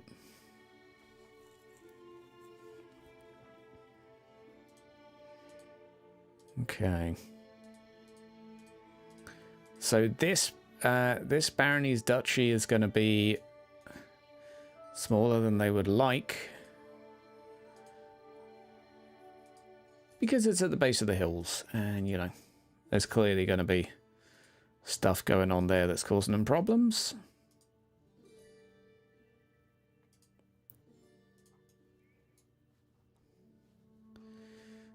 And does arm cheese go right up to arm cheese? It's not its actual name, but arm cheese goes right the way up to Drachenfels.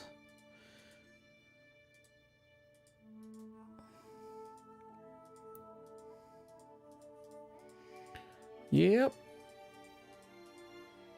Okay, that's cool. And does that go all the way up to Schwarmbrold? Yes, it does. Oh, that's actually worked out kind of nice.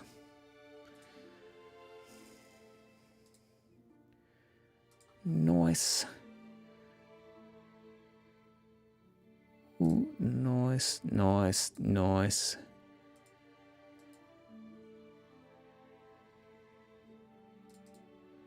There we go.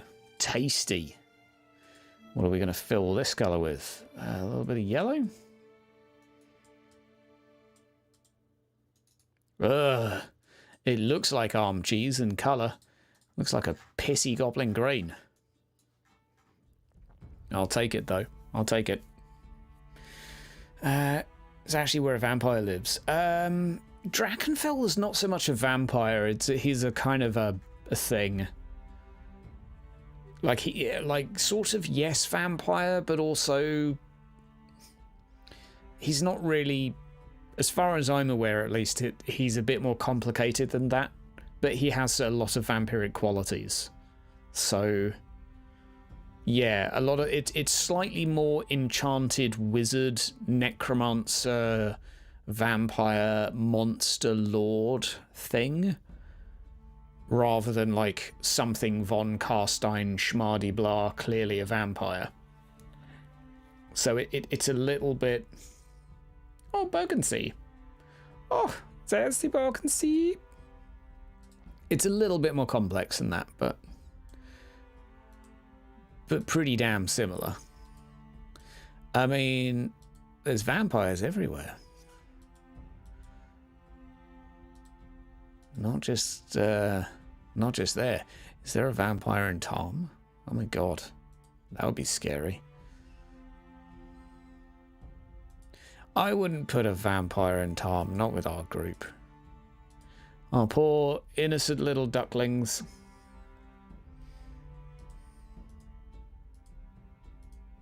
I love the fact that there is still, like, dedicated land that belongs to Drachenfell. Like, that's just so, like, ugh. It's like, bro, he hasn't left his castle in several hundred years. But sure, he's a thing.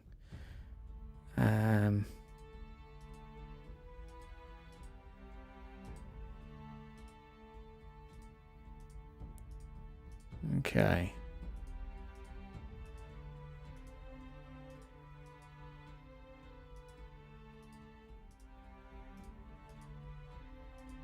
Some of these are a lot more right-angle-ish than I want them to be, but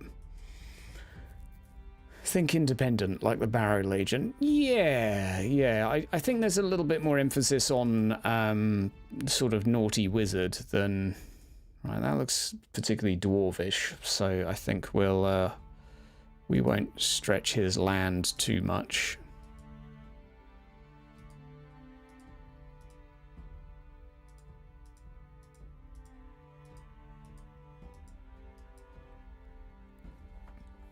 And Schwarmbrold does border with them, yep.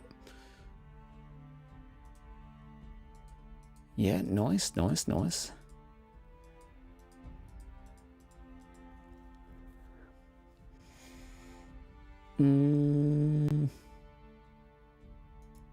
Sure, we'll do this.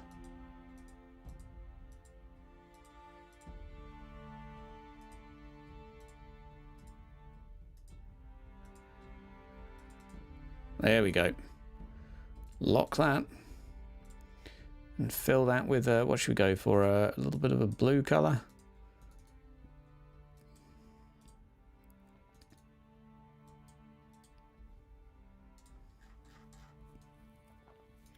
I mean, that's a pretty nice map, right? Look how much land our guys have. That's pretty cool.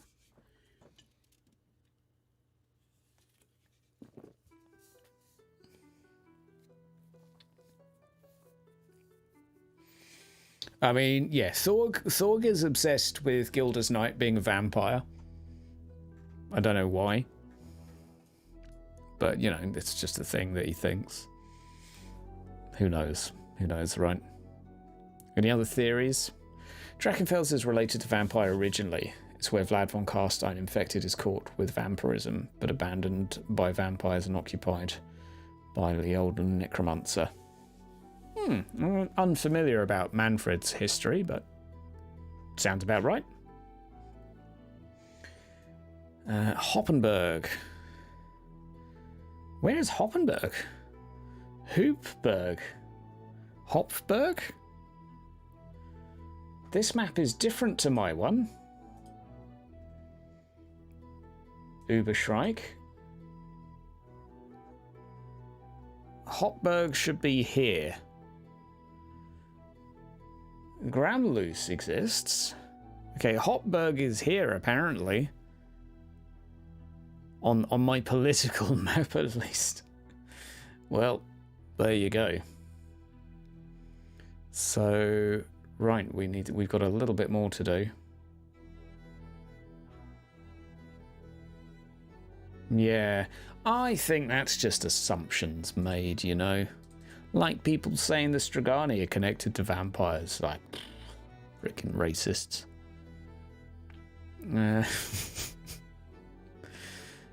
I don't know. Right. Doink, doink, doink, doink. We'll do a little bit more on the world buildy side, but honestly, in terms of my GM prep, this is the majority of it. That's a lie. It's not actually that far from the truth, though.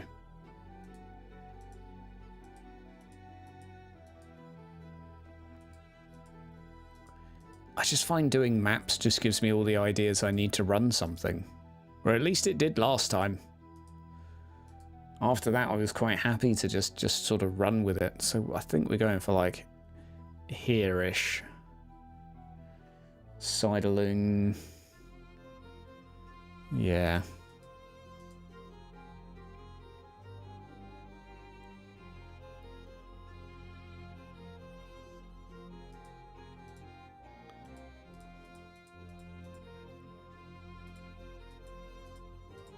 I mean, most borders would run along rivers, right? So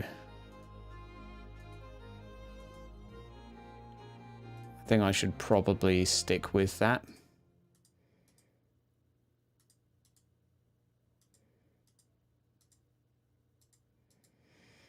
There we go.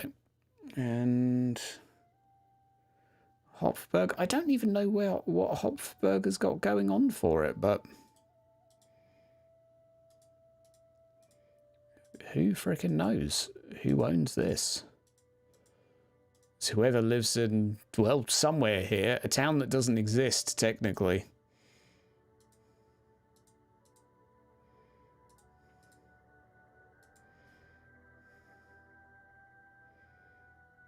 Okay, I think I'm going to edit that back a little bit.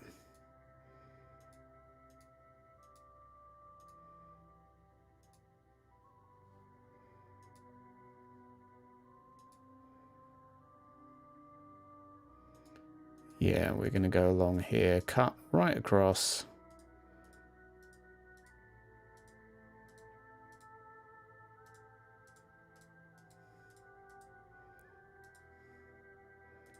There we go. That's looking pretty now. Man, this is Bob Ross in it, isn't it? Grr. But Bob Ross doesn't get annoyed because things don't go where he wants them to. Right.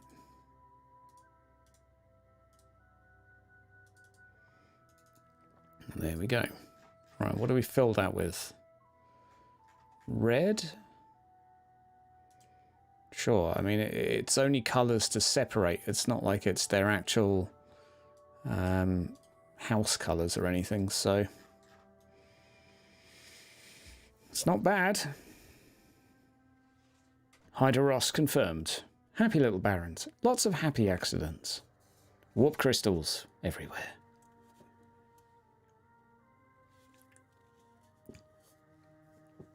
What are they planning to feck with next? Who knows? Honestly, I'm leaving this a bit down to my group. I'm not having any... So my plan for the next portion of the campaign at the start is to not have a plan and let them get on with whatever they want to get on with. Like, I like where we're at now because we're at a point where, honestly, they can just get on and do stuff. That's, yeah, that's what I like. Argerkrip, Canal, Tarm, Hofburg, Uberschreik. So Uberschreik goes up to... We've got the canal. About halfway between there and here. So, around here is where Seidlung stops. No, apparently not. So it's more like the road here is the boundary between Uberschreik and here. So it's like across here. Up the river. No, it's not up that river. It's just like directly halfway through. So we'll do it across there. Okay. Sidelung. Feck it. I've got a better idea. Everything needs to make sense, so...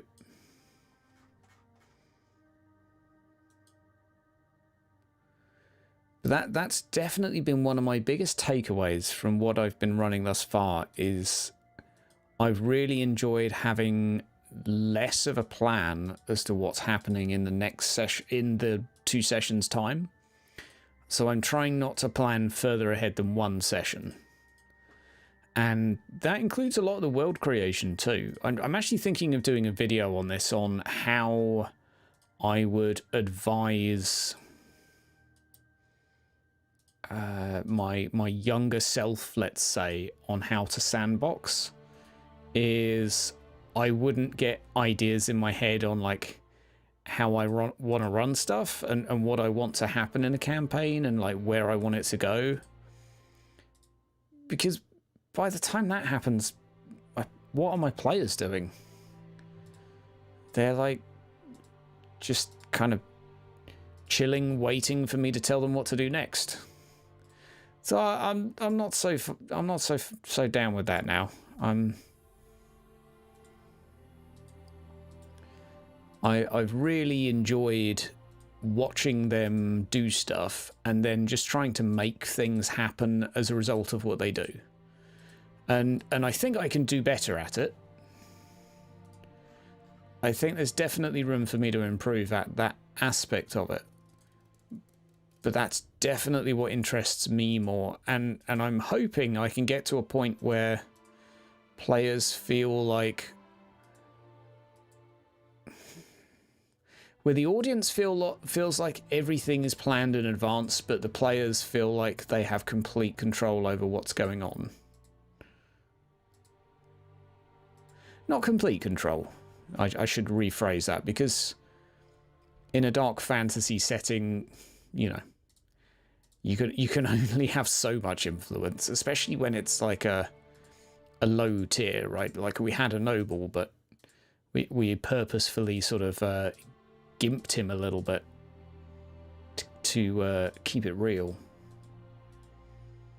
But that's definitely my style in terms of what interests me. Is there we go. That's pretty.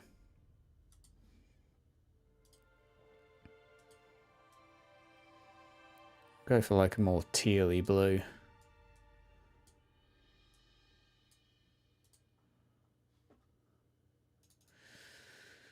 Slightly lighter.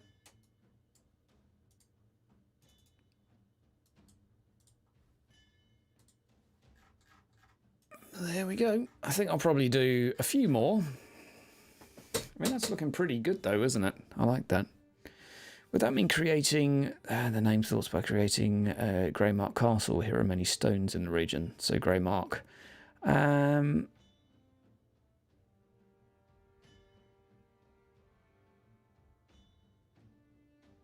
I'm not sure what you're referring to there, Nargresh.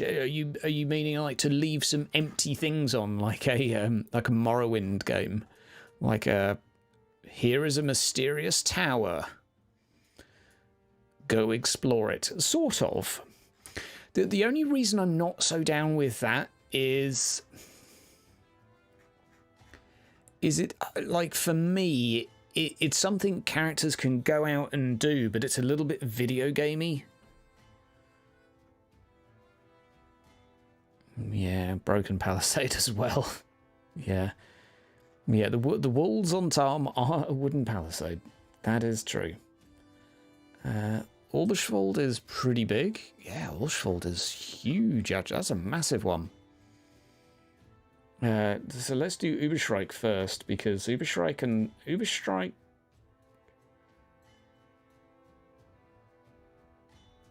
Okay, it's very close to Stimogen, so it goes. The border is this river up to before Stormdorf, so like here.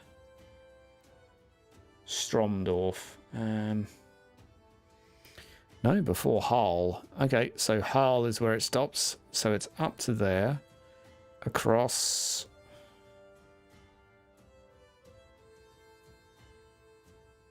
Up to here. Around Harl.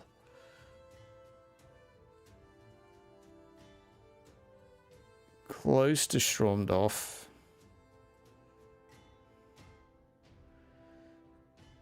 Okay. Then up to there. Okay, cool. I can do that. Nearly done. A few more to do, but doink, doink, doink, doink, doink. Poor old Tom and its crappy wall. The thing is a palisade wall is not unusual. I was actually looking through the market information on towns. Most of these towns have less than 100 people in them. So the idea of building a wall is like way beyond most of them. Like Bogenhafen obviously has a wall because it's got a population of like 9,000. Guam loose. Does that have anything? Oh no, that's technically in this.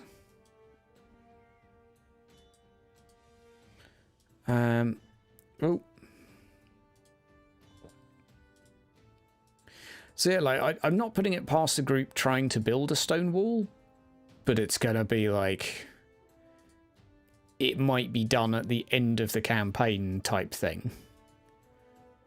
So it could be like a project they would work towards if they can make the town more prosperous, like really more prosperous. You're gonna need a lot more of a population and industry and all sorts, but like I'm not saying not doable, but a stone wall will probably be like the pinnacle of what they could hope to afford.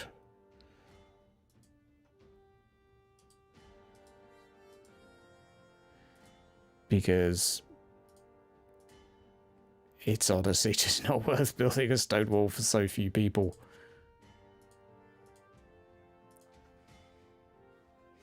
If some stone could be brought in, the palisade could be strengthened. Yeah, exactly. Yeah, that's true. Like moats, etc. Yeah.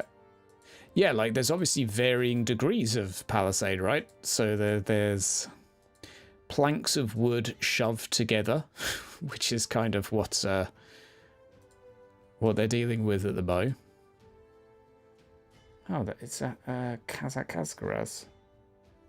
Free territory of Froggenlawn. For whatever reason, these guys don't. This is going to be some like no man's land.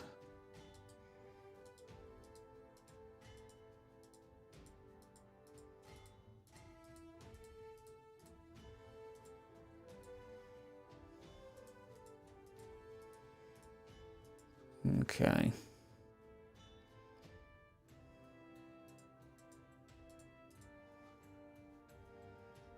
Stromdorf.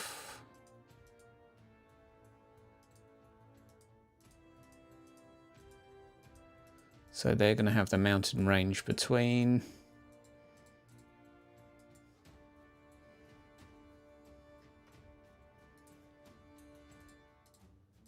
Okay. But I like your thinking with the reinforcement. That's spicy. Someone needs to get this man a job as an engineer in our town, quick. I will comment that every week I create NPCs. So if you throw a comment up on the last video, it has to be a sentence and it has to be something that indicates you've watched the video. So it's not just a, hello, I am top comment. You have a chance of having an NPC named after you in the campaign. And I would say that some of the most influential NPCs have been named after players. If not, certainly the most. We had Jeremiah, who was kind of a big deal. And we have Matthias, who kind of saved the day. Phil. What are we going to do here? Purple? We haven't got... there's a purple over there, so... And we can go for yellow for this, like a slightly different shade of yellow.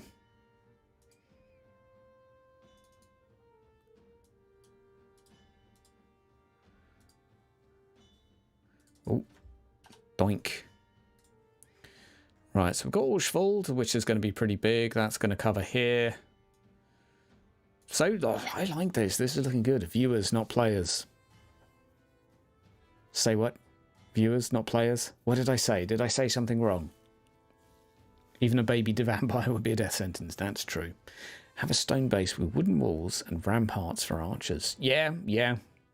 And not trees that overhang your town. Yeah, definitely. Oh, sorry. Thank you, Nargrish. It means Grey Mark Castle. Oh, right. Okay. I like that. Grey Mark Castle. Graumark Schlossle. Schlosse. Schlosse? Graumark Schlosse? Yes, not trees is equally important. Yeah, trees that can't be used to climb into your town are quite useful.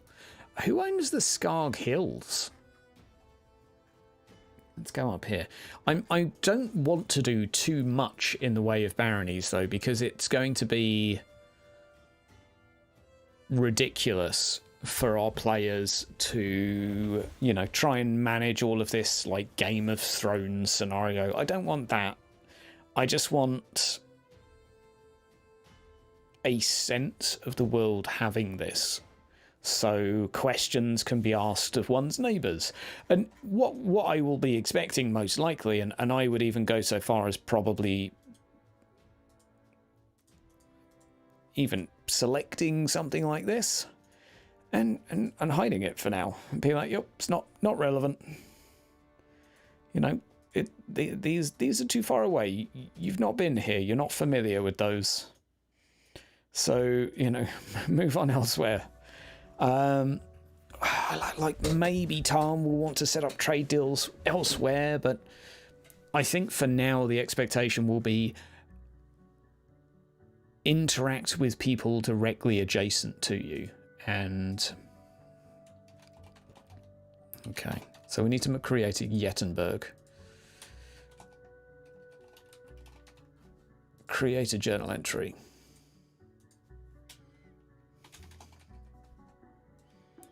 There we go. And we're going to create this antique. We're going to go with a town. Village 1? No, we'll go with a town. We'll go with a town. Or is that city? Empire City 1. Icon size 55. And then we can hold shift and it will go exactly where we want. There we go. So we can come up with some fluff for that. We need to come up with some fluff for here. You see, like, these are on the same river. So if you want safe goods, you get goods down river. Anything on the road is risky. So we'll go for another one, which will be SCHRAB Wold. Okay, so we didn't create that one. SCH Schrabwald. Do we have some Germans to translate what Schrabwald means? Tom, pronounced Tom. Yeah, it's Tom, mate. Lothar has contacts in Uberschreik? Sure. Should be named Graumarktschlosser. I have no idea there's an E, because English wrote it, probably. Schrabwald. So what we're going to do is we're going to go create that as antique. Isn't Dewey here? I don't know, but what's Schrabwald? Vold? Fall? Village 3. Is that what it means? It surely doesn't translate to Village 3. Is that what you're telling me, Captain? Or you just want to see Village 3?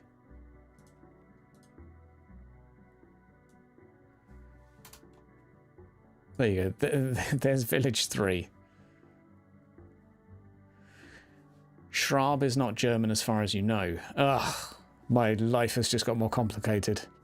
What does walled mean then? What would walled convert to or translate to? And Amchensi and Siedlung. Walled is just forest. Okay. Oh God, of course, because the Reichwald. Yeah, no, well done, Philip. Forest. Okay. Oh, you German. Yeah. Think that was bloody obvious. That was bloody obvious. God damn it. Okay, so it's going to be logging primarily. Okay. Population 200. 100. Industry. Logging. I mean, it's called that. Logging. Agriculture. Logging. Farming. It is quite flat land. I'd say it wouldn't be a vineyard because it's too close to Drachenfels, honestly. So let me just have a little look at my... there we go. So what do we need? We need... name size.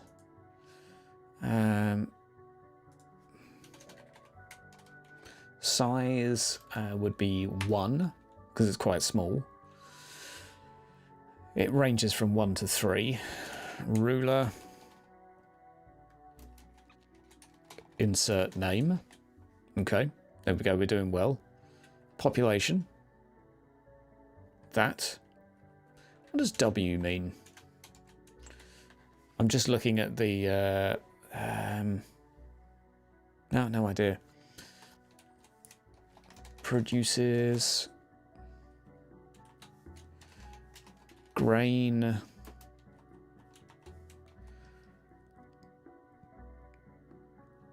wood? We'll put lumber. There we go. And... garrison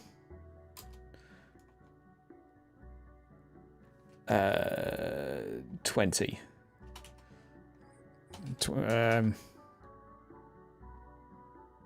30. We'll do 40 and we'll do 130 for the population.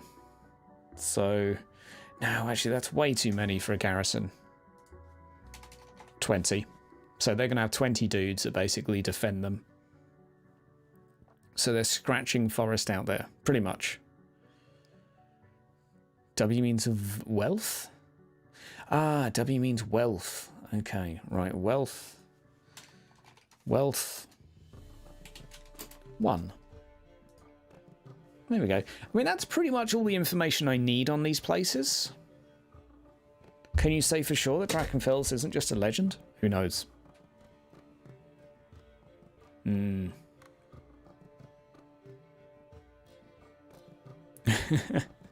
to hit up the lizard men for an orbital ion cannon. Yeah, that's very much what they're into. Right, and and then we do notes. Stuff. We just have stuff here. Right, so we save that. So we've done Schwarbold. Jettenberg will do... So what does Jettenberg do? Jettenberg's name? Does Jettenberg have a name? Let's have a look on the map as well.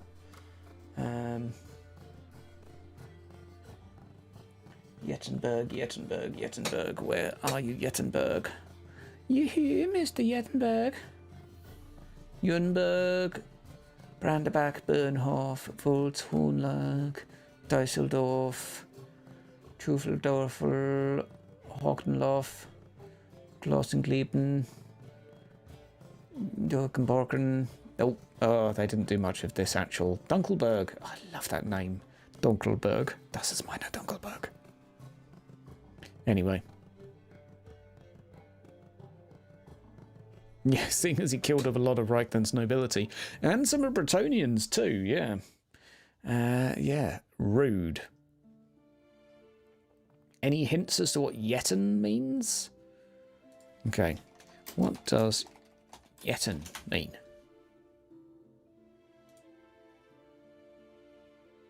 Castle right next to your nearest city, Bonn, that is called. Drachenfell. Uh-oh. Run. Yetten is a surname. Okay, so what we'll do is translate German to English, okay. Jet. Yetten means jet. Jet Mountain? Jet Mountain, maybe? How the hell do we do this? What would Jet Mountain be? Is there an... it means to throw. Okay. Right. Throw Mountain.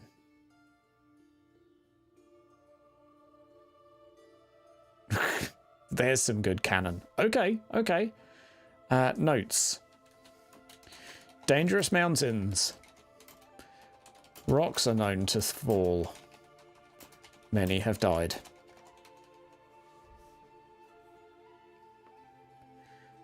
What does it mean in Reichsspiel? Yeah, fair enough. I'll give you that. Jettenberg will go with 180. A little bit more population-wise. Not too much, but a bit. Wealth, I'll stick with 1.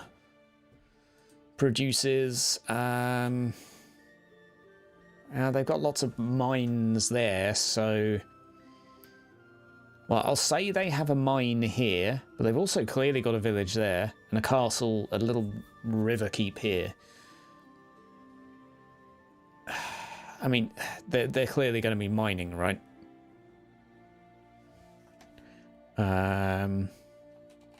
Metals. Metals and ore. Primary export. They will be directly competing with you.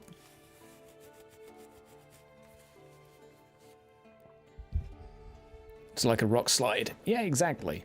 Rock slide. Ah, that's what it translates to. Yeah. I mean, that's what I'm going with. Garrison 25. Dangerous mountains.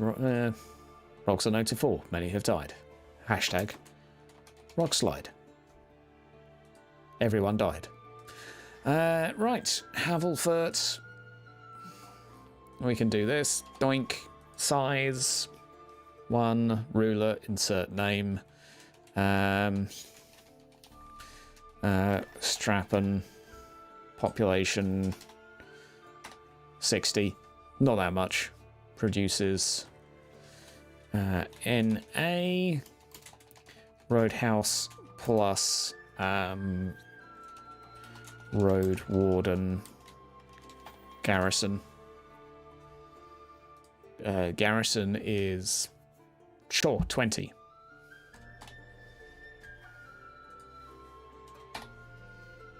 So there's a few staff and a garrison. Notes.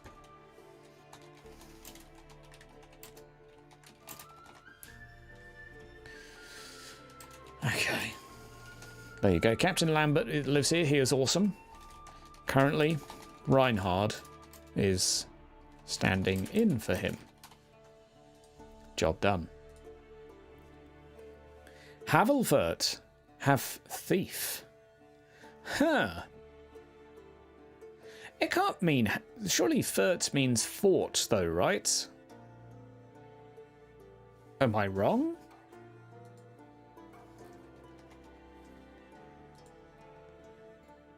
Am I wrong?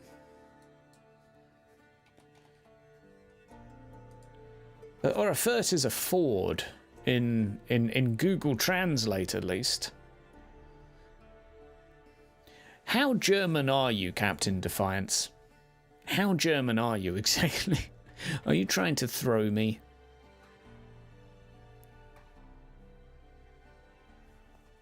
We'll get back to that.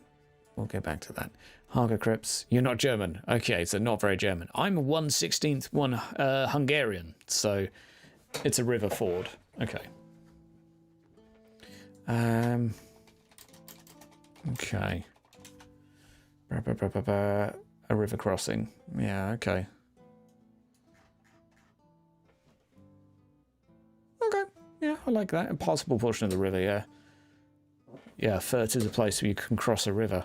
Okay, okay. I like the idea of have a thief, Captain. So sure, that's now canon. There's a thief there somewhere.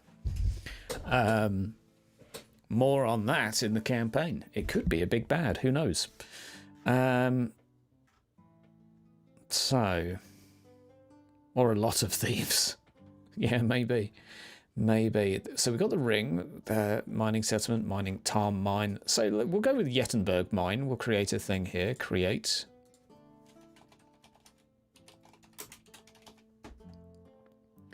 Yettenberg mine.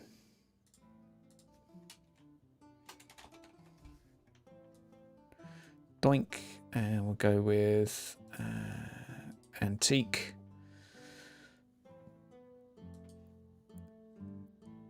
Cave 2. I don't like Cave 2. How about Cave 3? Oh.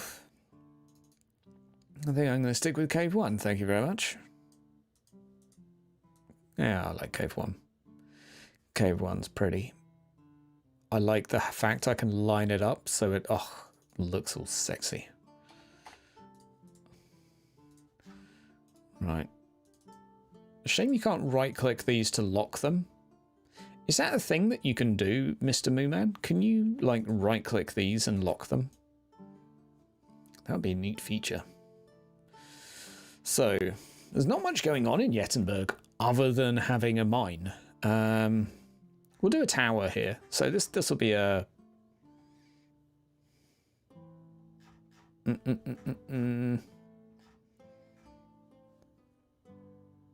Yettenberg... something tower. We'll come up with a name later. And does anyone want to help me come up with a name for this? Something tower. I need a one-word tower. You haven't reapplied the old icons. If you do so, all those no icons will be from Total War. Oh, wait, you haven't reapplied the old icons. Huh. Oh, you'll have to remind me about that, Boo Man. I assume that was in the thing? The thing, right? Tall term? Like weapons? Okay.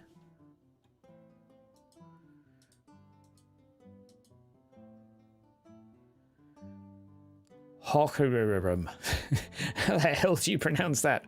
Horarium. Horarium. Harariri. God, you go for hard things. Tower 1. Okay, so we've got something tower here. What's something tower do? It needs to be something I can pronounce. Oh, it's all over the place. Wait. Term equals tower. Talterm. What would like tower between the mountains be? Or mountain watcher? High tower. Okay. Hoaterm. Hoaterm? Hohaterm. Hohaterm tower. Hoa tower. Hoaterm.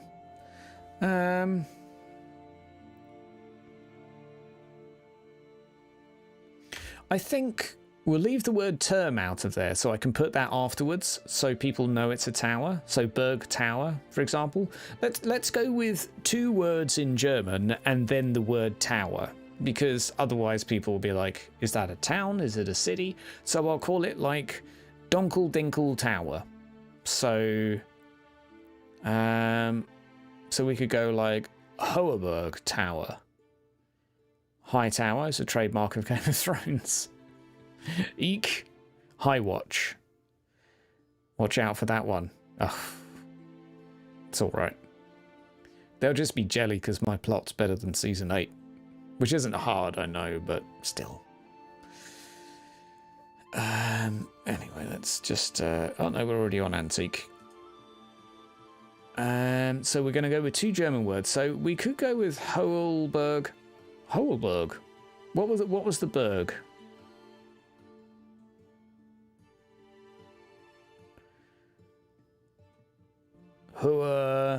Hochberg? Hochberg? High mountain. 2 mountain tower. Zweiberg Turm. Zweiberg Tower. Okay, the 2 mountain tower. That's kind of neat because it rests between these 2 towers.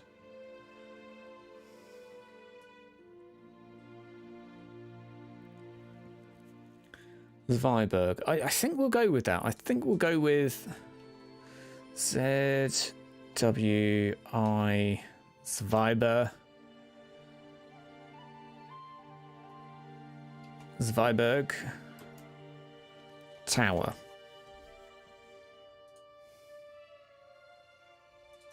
Let's help if I spell it right? Don't be angry with me. It's okay. I missed an E. I know. Zweiberg Tower.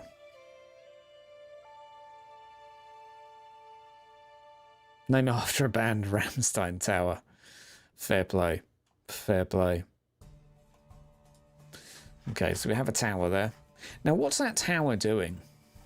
I mean, it kind of just goes from here to there. There's obviously a ford here as well. I mean, that might just be a coaching inn, but... I'm going to say that it was built here primarily to keep raiders from the Hagen crypts away from the mines and the town. So it basically just guards the pass between these 2 from all sorts of nasties that crawl out of the Hagen crypts. It's just a little remote fort. Guards the mining colony and the town from nasties from the east. There you go. Don't need to go crazy on fluff, but... oh, it's so good. It's mine a little goblin. Mine a little dinkle goblin. Oh, come on, Dinkle. Let's make you a bit bigger. There we go. Look at you now. Hang on. Hey, there we go. No, that's nearly at the capacity of what is acceptable for a goblin size. There we go. That's pretty neat though, right? Gore.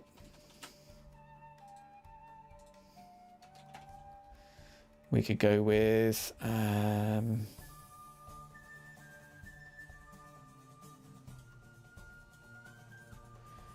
La-da-dee-dee-dee. An army of gore march on the town. Oh, love it. Anyway. Right. I'm actually going to delete the goblin because otherwise it will cause issues. You have a mad idea. Remember how Tens was when they were forced to work against a timer to build a temple? Yeah. I mean, Matthias is coming back in 3 months. I don't know if you saw that at the end of the session, but Matthias is coming back in 3 months. I think they might have thought he was joking, but he's coming back in 3 months. And he will burn the town to the ground if it's not looking better. So, I don't want to pad that out too much. I feel like this mountain should be named Midfurt. Okay, so we need a thing for Midfurt.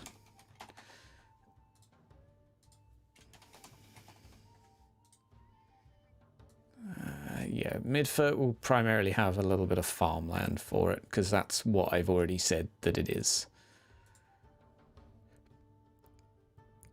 Font size. Antique. So I might as well talk you through as well my idea as well now for how the town's going to work. I'll do another session where I go into a little bit more detail than this. Yeah, exactly. Well, no one did an intuition check, Captain. No one did an intuition check. But no, he's coming back in 3 months. He was smiling because he's like, yeah, I see the funny side of this, but seriously, fix this town or I'm fucking it up. Yeah. Well, okay, you don't have to make the entire town look different. It's just there better not be all sorts of shit crawling around the woodwork. Yeah, I'll be back in 3 months. We'll get a drink. Maybe I'll burn the town. That sort of thing.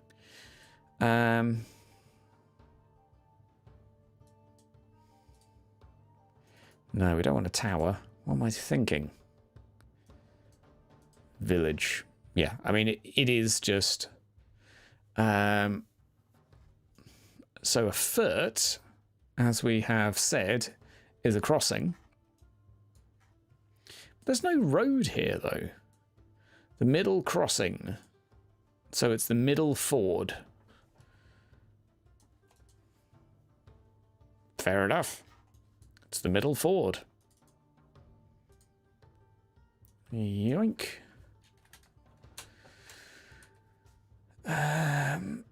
Do they have Midfurt in my book, I wonder?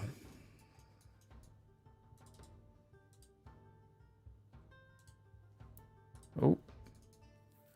Come on, let's load it up. I wonder, where is it? Tick. Ah, there we go. Right. So population 80. Wealth 1. Grain primarily. Grain and livestock. Garrison 15. Notes. Where your bum bum. Especially if you are a halfling.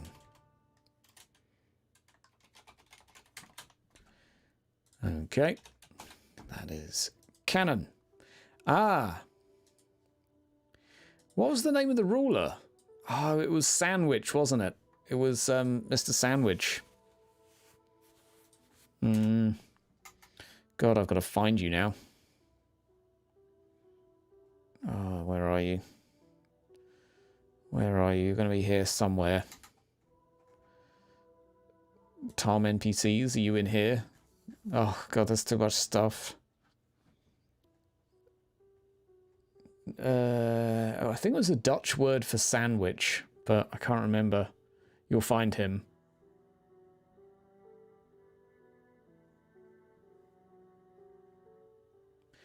You can't mow down the lawn and paint the walls in a new off-white. Yeah, yeah, exactly. Exactly. Bogenhafen? Ah, there we go. Alright. Lord.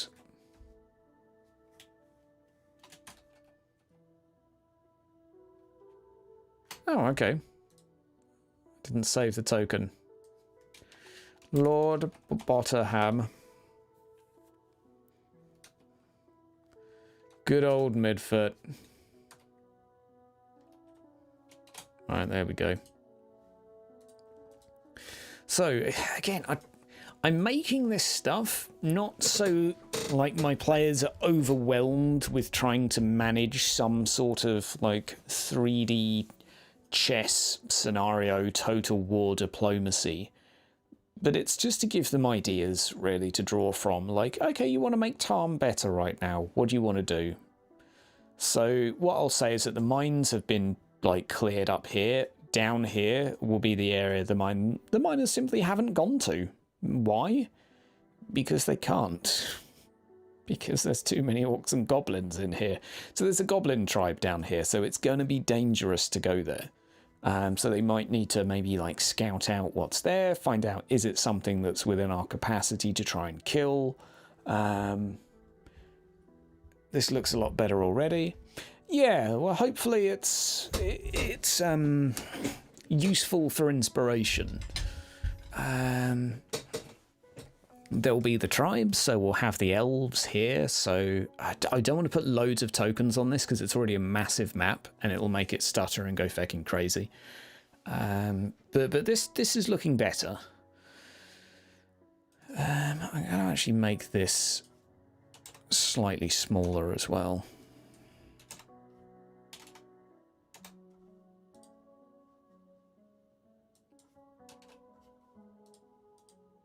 There we go, because it's not that big.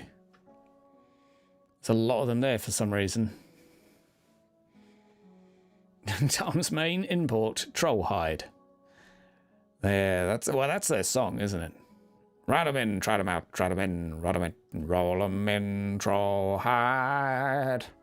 Ride 'em in, ride 'em out, ride 'em in, ride 'em out, try 'em in, try 'em out, troll hide. Yeah, well, you know what I mean. Right, okay, we're going to need to make a blute rock. Create entry, blute rock, which is, oh no, CH, blute rock, which is red stone as far as I understand. So this place is actually going to be bigger than Tom, currently.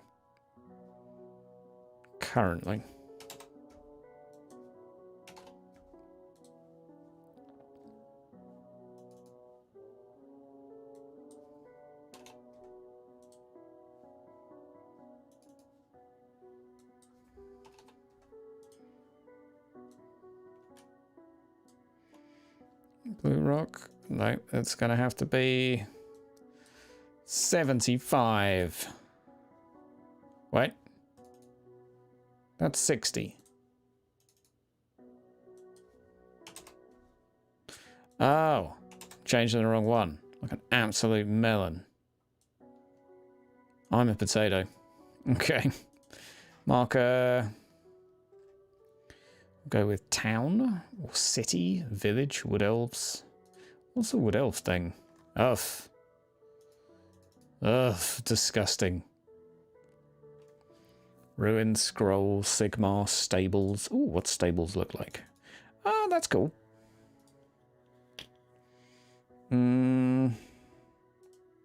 What's the food look like? Oh, nice. Tasty, tasty. Castle wall? Okay. Castle Hill. Yeah, no, we don't need that. We just need to actually go for a standard Empire City 3.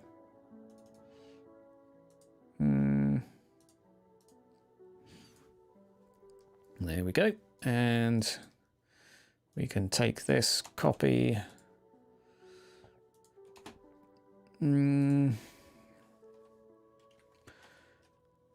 To 220. Wealth 2. Produces none. It's going to be primarily be N/A. Purely trade. Trade. No, we'll put market, town, and animal pelts. So are there any other produce that I've largely ignored? Let's have a look at the actual book for inspiration here, because it had better stuff than I did.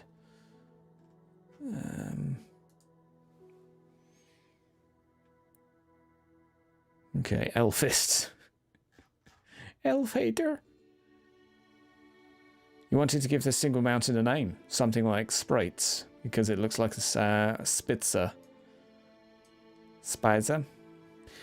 Oh. Okay, I need to go to the toilet while I ponder about that. Balakowo.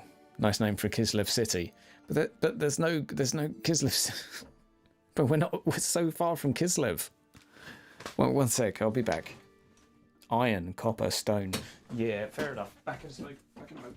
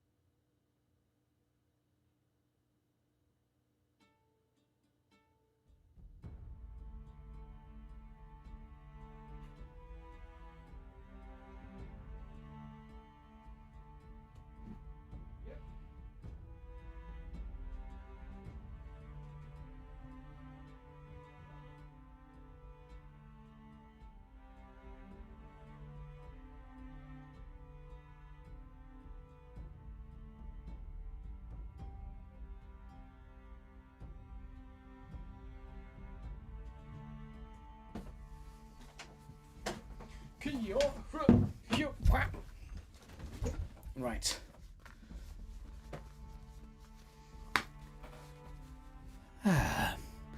Yeah, Kislev City is one of the marker icons. I don't know, I'm just kind of hard-pressed to put a city of bloody Kislevs here. I put Kislevs in the city. Mind you, I put immigrants from Nuln, but primarily being in Midford, but furniture barrels, food, game, fruit. Can we have Frenchy LaFrench as a permanent addition, pretty please? Afraid Frenchy LaFrench is way too high a level. He didn't look like it, but his stats were a lot higher than you think. For whatever reason, his weapon was balked and didn't register the skill properly. But Frenchy was a temporary, I'm afraid. Primarily because he was too strong to be in the party. So, Bogenhafen. So that, to me, looks like a little... this looks like a little, like Stonehenge type thing. Like a holy site. Maybe...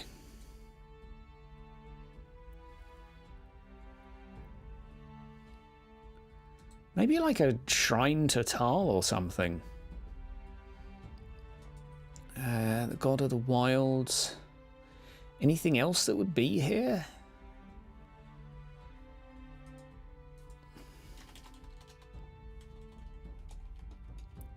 Yeah. Well, the party's pretty good, although the combats have been a smidge, and I do think only a smidge easier than they could have been. Equipment wise, the guys don't have that much armor yet. Most people are just rocking leather, so there's definitely room. During this campaign, I'm expecting them to gear up a fair bit, because they're like level 2 heading into level 3. Like, yeah, I don't want to hold back too much. Previously, I'd stopped a lot of them doing income endeavors. Well, basically Seighard, because I'm a douchebag. I'll see where we can work in some more Ulrich sort of Russian stuff for you, Philip. I'll see what can be done. I do want more Ulrich in here, so I'm going to try and find a way to work in both at the same time. Okay, so let's have a look. White doves. I think this is just going to be a holy site. Yeah, I'm just going to put a holy site for now.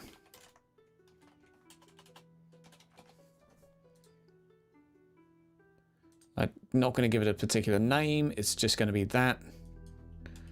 Icon's going to be a little bit smaller.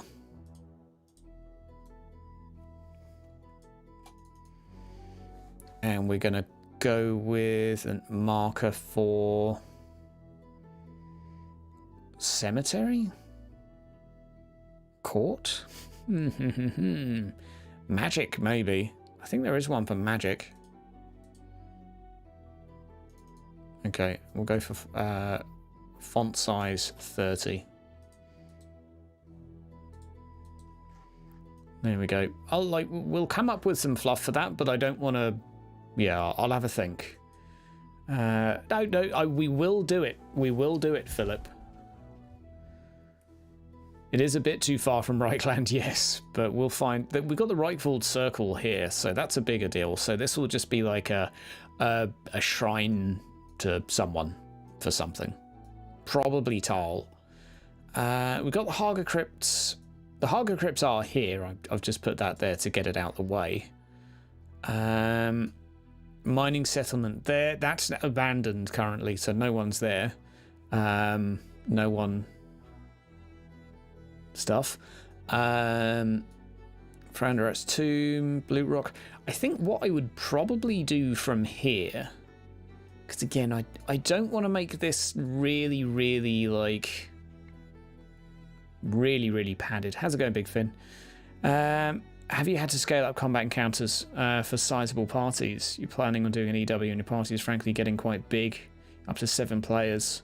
Watch the last session of my campaign, and that's certainly an idea of what you could do. I created something that is basically known as a horde rather than a swarm. So if you gave a swarm champion, big and elite, you end up with a pretty nasty swarm that attacks back every time you attack it. For me, that was a decent way to make it dangerous, really dangerous, and it naturally boosts their stats.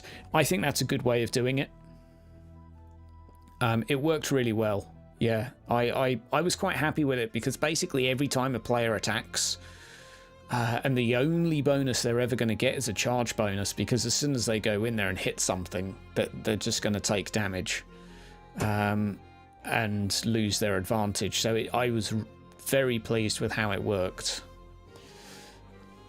So that's my recommendation, and one option is to have more things like swarms that also have stats that will hurt them.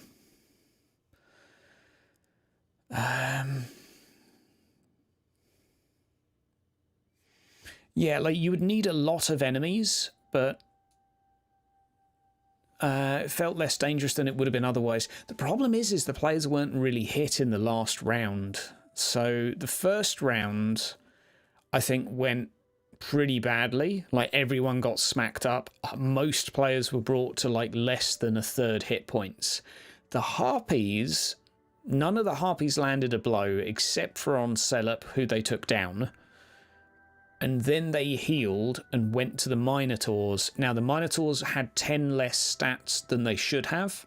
So they were a little bit gimped, but they still were large creatures with 55. And they did 3 attacks against the players, but none of them hit. So it was a bit of bad luck. But like any one of those hits from the Minotaur, player down. Guaranteed. Like, it's a large creature with a great weapon. It's gonna hurt. It's gonna hurt. But they didn't hit. So that was that, really. And the other thing, I really liked that fight. Enough for me to do a video on it, because it was very clear ways you could do...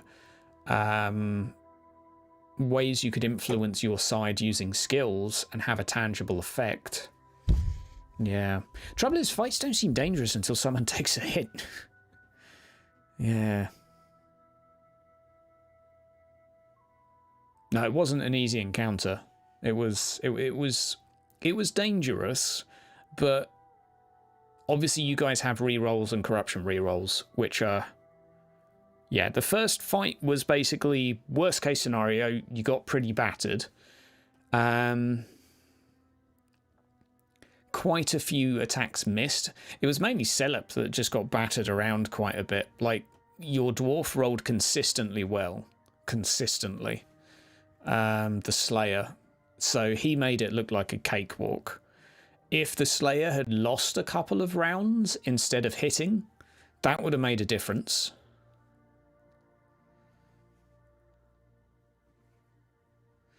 Yeah. So what I did, Philip, is every single time one of the NPCs lost a round, I made them all roll a critical wound, but no one died. Some of the worst injury was a broken bone, but...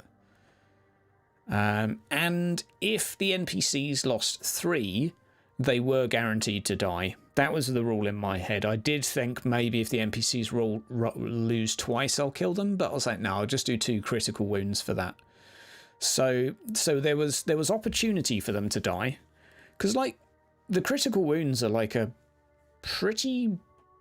It's not a great chance of death with a critical wound, really. It's only like 1 in 100. But some of the other things are really bad. So if someone got bleeding conditions, I would have rolled a 1 in 10 for them to get out of the bleeding and be recovered. So there was chance to die, and I was happy for any of the NPCs to die in that, but none of them did. It was... I almost wish one of them had died, just purely to try and emphasize that it was possible that one of them would. But, I mean, like, you guys watched me roll the dice. The reroll mechanic might have seemed like it was fairly kind, but honestly, 2 rerolls from 2 players is a really big deal, because they then went into a fight with Minotaurs with 0 rerolls each. Like, that was a really big deal, them spending that. And I was okay with that. To me, that didn't seem too unbalanced. I was going to say a whole party uses a fortune. The whole point of them going to help is to actually have an influence. So I was okay with that. That to me seemed reasonable, because it's quite a big thing to dish out that much, that many rerolls. Right, Blue Rock. I tell you what, Blue Rock will also be Clay. Market Town and Clay. Yeah, there you go. I mean, it's Red Rock, right? They obviously value the captain more than their own lives. I mean, that's true. That's true, because it was Captain Lambert. Yeah, I was kind of hoping that Yala would die, just because it would have been really sad. But hey-ho. Seighard kept saying that he wanted Barony of Bourne. Reichland estate in the Vorbergland ruled by House Bourne for over 4 centuries. So actually, they're only just getting started here. Seedland. Huh. Interesting. So they're actually just getting started here. Okay, well that's now canon. The Barony of Bourne, Reichland estate, the Vorbergland, who's ruled by the House Bourne for over 4 centuries. So they're literally just getting started. Baroness Agatha holds court in the town of Siedlund and currently has 6 vassals, 3 with hereditary titles. Yeah, that's true. That's true. Like, vassals are kind of a big deal. Warden, Castellan, 3 hereditary vassals have in turn a total of 7 vassals of their own. Nice. Okay, cool. And she attends on the council in Altdorf. Yeah, that's what I'm thinking, Joris, is we'll have the Baron here just starting out. Vassals. It's the English in me, Mooman. I know it's not correct, but vassals. I like vassal, you know. Vassal. Leviosa. Stop, right. Stop. Right, okay. The Great House is pretty much founded after Vlad von Carstein. Yeah, nah. Sometimes in life, you just pronounce things in ways that you think sound better, and maybe it will stick if enough people do it. That's how I roll anyway. Right, Midfurt. Okay, that firstly is not the territory of Midfurt. That is Gramdorf. So, what can we find out about Gramdorf?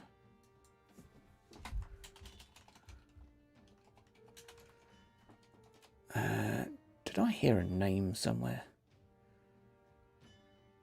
A couple of people tagged me. I'm gonna mute myself for a second. Right, there we go. Being tagged as well in Discord. People tagging me while I'm streaming. Can't concentrate with lots of stuff going on. Right, there we go. Right. Gramdorf. And this is Warhammer. We don't just want regular Gramdorf. Gramdorf. Nope. Nothing. I can't find anything.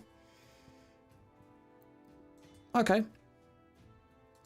So let's find the name of the people here. Haga Crypts, Havelfurt, Gramdorf, Midwold. Okay. Duchy of Midwold. Grafina Elena von Midwold.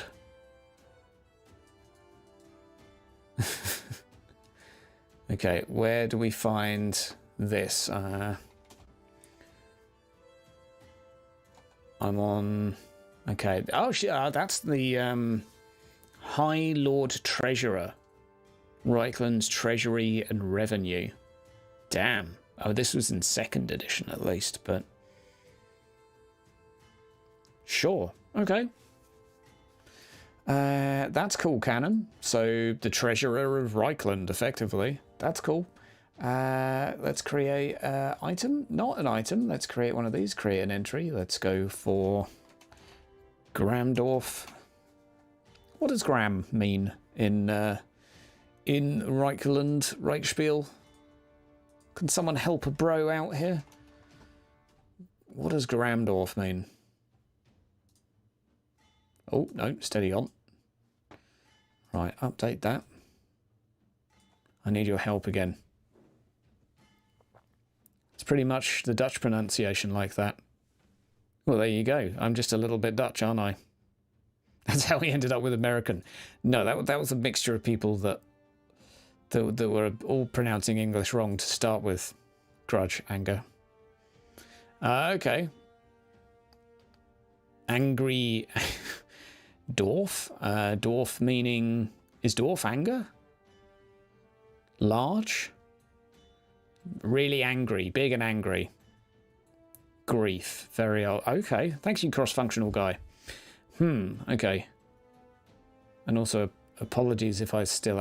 come on, let's change it from Hunt Showdown to this, so you guys can actually see that I'm not... okay, yeah, we're not doing Hunt Showdown, are we?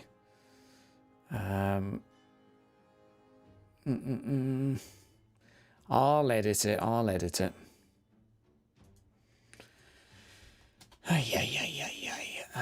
Tabletop. RPGs. Done. There we go. Right. Grafina Elena von Midvold. The High Lord Treasurer of the Lord Reichland circa 2512. She was a close friend and ally of Karl Franz's father and predecessor, Emperor Leopold, and has retained appreciation for the wine and fine men into her old age. As Lord Treasurer, she is in charge of Reichland's revenues and treasury. So she probably, there wouldn't have been a treasurer now, but we need one, and we're just going to say that this family has long since been, Grief Village. Ah, okay, we're going to make some different canon for this then. We're going to make different canon. If it's Grief Village, oh no. Okay. You know what?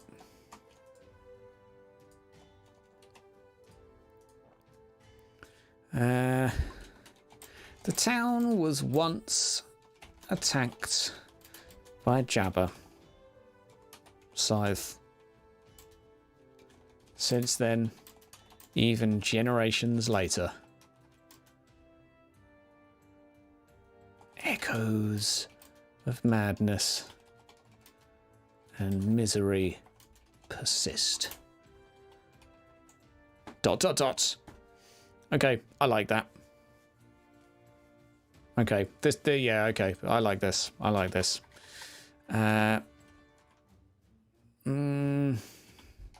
Population of 90, not too big.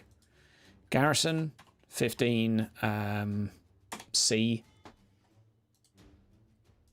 So we need to actually do the types of garrisons for these places. No, this was generations ago, Snow. This was generations ago. Or was it? And it's not that close to you anyway. 15C, so basically farmers with sticks. Loot rocks, 25 B. Tom, shitty. Population, yeah, no, sorry, the population's got to change for it to make sense. There you go. Now it makes sense. Havelfurt, maybe A. So it's actually a decent garrison there. I mean, you did see the riders with pistols, right? C. And C. Actually, I'm gonna put Shrubwald as B because it neighbours the frickin' Drachenfels, right? Oh, you've got loads of stuff on Grunberg. Probably. It's a little far afield, but it does neighbour Tom, so like it's more than possible. If you go snooping around the Hager crypts, then you might go into the Grunberg territory. And so that could be a thing. Like, wouldn't it suck if you found silver in their territory? Ugh.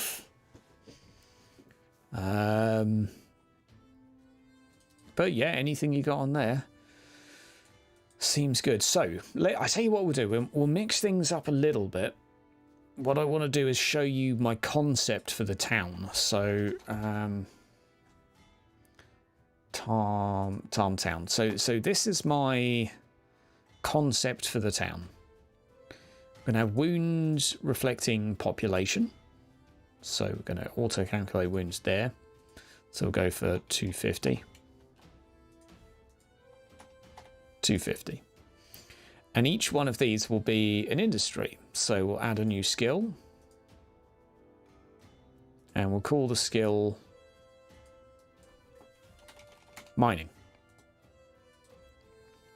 We'll call the second... do we have any other skills? Hunting?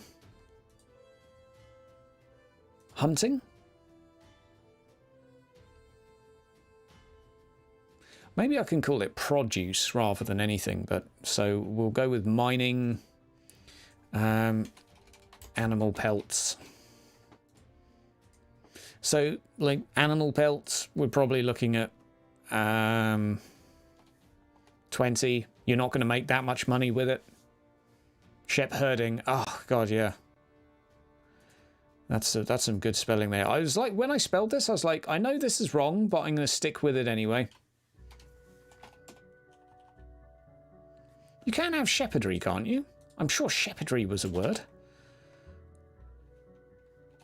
Anyway. Shepherding, there you go. That should be significant. Yeah, that's one of the larger ones, so 35. Most tests will be average. Animal husbandry. Yeah, exactly. Furs will be expensive, but you'll get a cart of them less often. So that's kind of the thing going on there. They're like, there's only like 15 dudes hunting in the forest for the followers of Tal, because the rest of what they do is security. So, yeah, stuff and things. Mining is obviously a 0 at the moment. Fishing.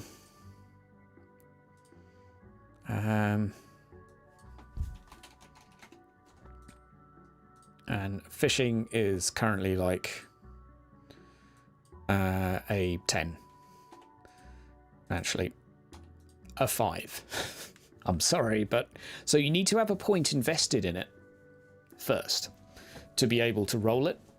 And the way it will work is what we would do is we would roll this. We'd roll an average test. And then, okay, so we got +4 SL, which would be 4 cartloads of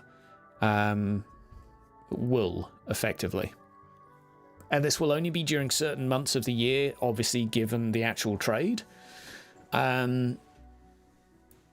So there will be a point for the purpose of this campaign, like the next 8 sessions will be producing this, so it'll be fine. It won't really make much difference, but I'm not going to have you producing wool in winter because all your sheep are dead.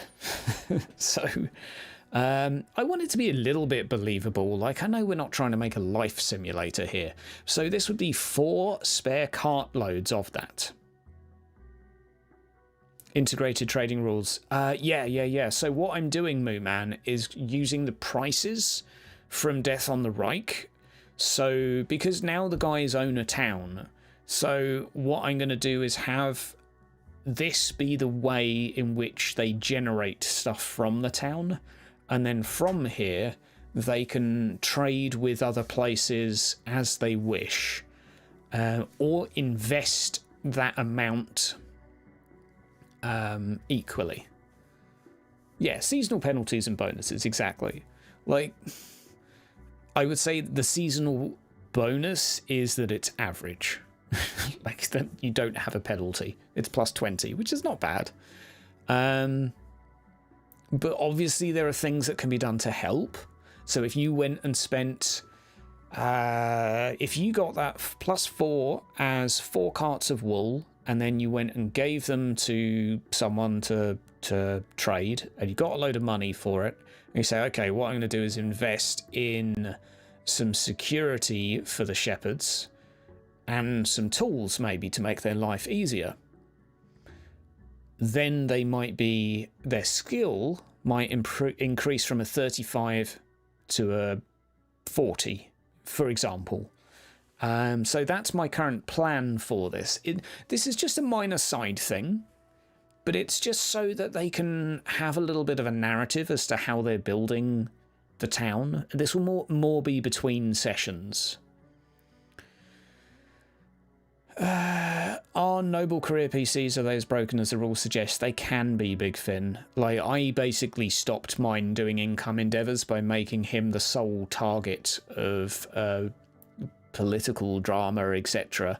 And even at some points made it so he couldn't do income endeavours.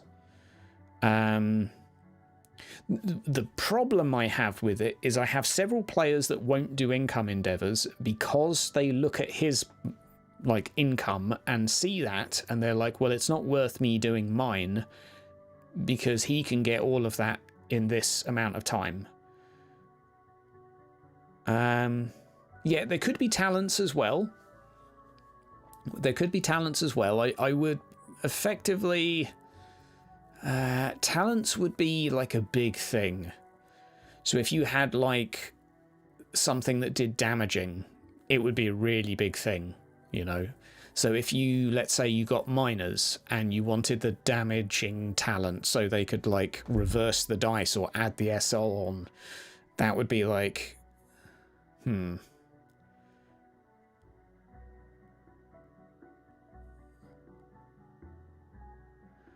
yeah, stuff and things.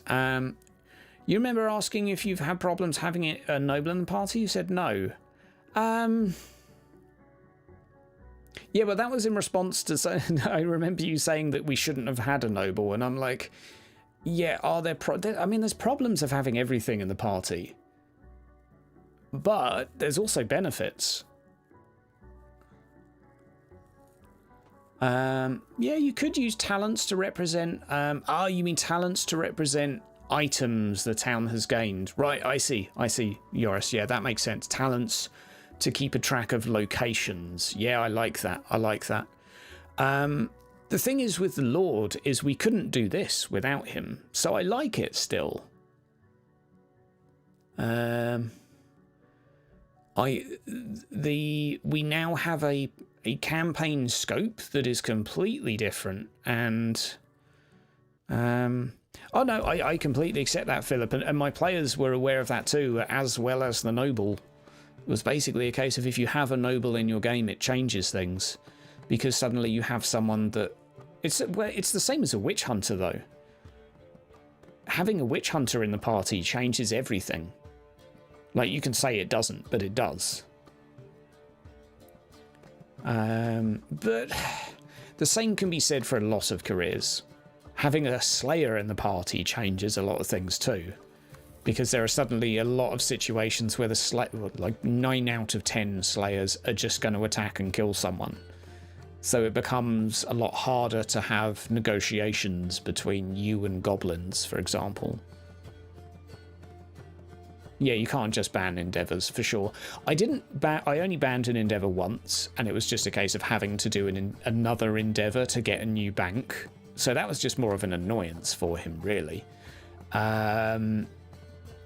Instead, I threw so much shit at him that he didn't want to do income endeavours because he had so much to do, and all of the things he needed to do could only be done by him in many situations, not all in fact, but because not everyone can talk to nobles.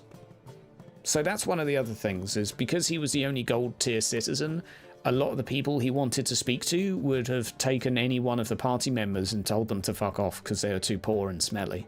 So yeah, if you make people's income endeavours fix a town up, they'll do it better. Yeah, perhaps. We'll see. I think there's a... The alternative to this is just to have one income endeavour for Tom to see how much money is generated from the town each week, but I think that, although it's a hell of a lot simpler than doing it by industry, I like the industry aspect because you can actually focus on adding things to the town that will have effects.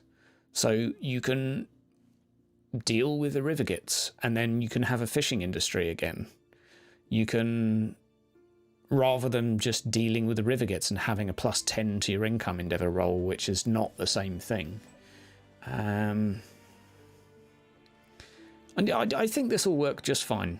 I think the vehicle thing would manifest this better. So I was looking at character creation. If we go create actor vehicle, in actual fact, I already made one, Tom Town. I think this would work well. I know it's a work in progress, but you can look at toughness, move. Obviously, that's not relevant. But you can look at encumbrance in terms of like how much stuff do they have stored, how many wounds do they have, if they've been raided, maybe it takes critical wounds in terms of how damaged a city has been. That all works quite well. Cargo can be like items that the town has, description obviously, and in the main you just need to pad out a few skills. Like I think that works really well. It will look a little bit cleaner, I think, even though it's not perfectly laid out for this. I think it will work well. So looking forward to that. Can you actually deal with the Rivergates or just delay them? The Rivergates now are a faction, so there's well over 100 of them, probably a couple hundred. So the Rivergates will be something that take time to deal with, but could be dealt with. Like the group could have a session where they go and raid the Rivergates, which is not easy to do. Goblins are quite good at seeing at night, but still, like, it's doable. You could set bait for the Rivergates. You know, you could send a barge down the river full of poisoned fish or poisoned food and just wait for the Rivergates to steal it and eat it. And then maybe a bunch of them die. You know, the world is their oyster, but hopefully they'll come up with some weird, janky ideas on what they want to do. But this isn't the main focus of the campaign. This will be... Well, this will be the starting point to drive plot. If you pull them out of the table, you can deal with them. Look, if the gods want the Rivergates to be the big bad, then who am I to argue, right? So that's the plan in terms of the industry.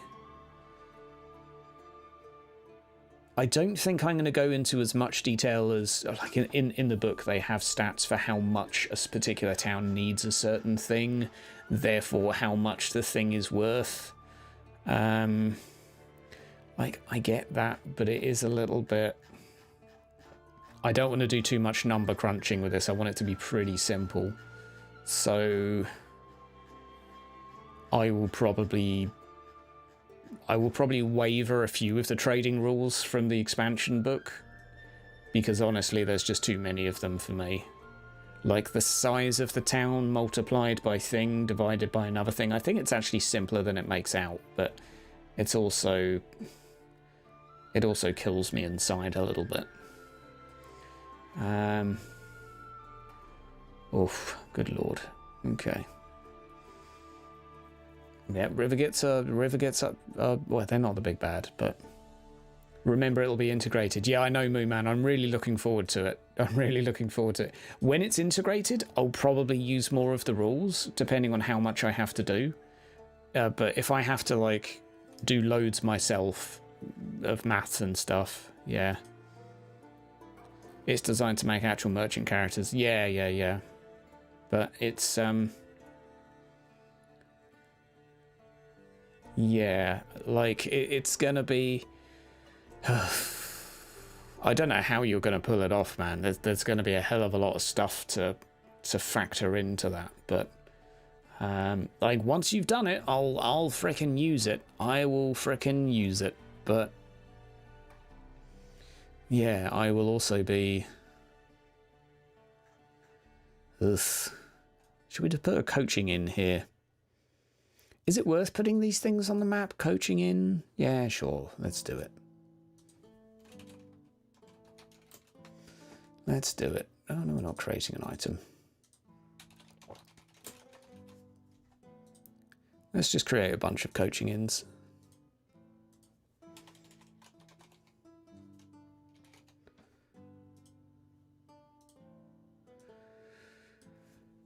Doink. Icon size 32. Font size 30. And what should we go for? Chaos portal. Food guard post. I mean, coaching in isn't too far from that, but... in? No. Nope, not that one either. What's going to be the best one here? Kislev City? Nope. Sorry, bud. Metal? Ah, that's cool. Hoping release this month. Nice. A lot of little things left to do. Biggest thing is wall maps. Yeah.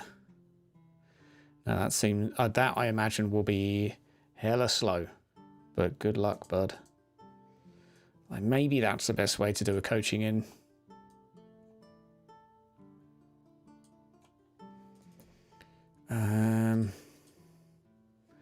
Stables. Anything else here? We'll go with that.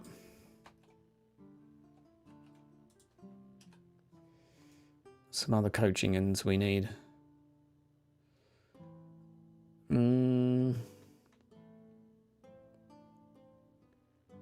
That could be one on the river here. I mean, that's not the right one because... okay. The Bogen. I'm going to move that down here a little bit. There we go. This is just primarily for fluff. So, you know. So folk feel like there are coaching inns kicking around.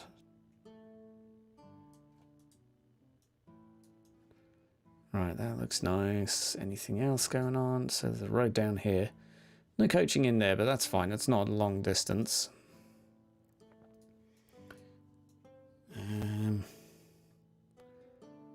La-da-da-da-dee. No, I think that will do. We'll probably do another fishing thing here. A river inn. See you around, Moo. See you around, bud. Okay, I'm probably going to get to bed in a little while. But, like, that's looking pretty though. I like that. Obviously, there's a couple of them that I've balked up, but that's fine. Seedlung Barony of Born. I like the fact of changing this, so it's a recent new baroness who's just getting started in her barony and keen. Maybe she's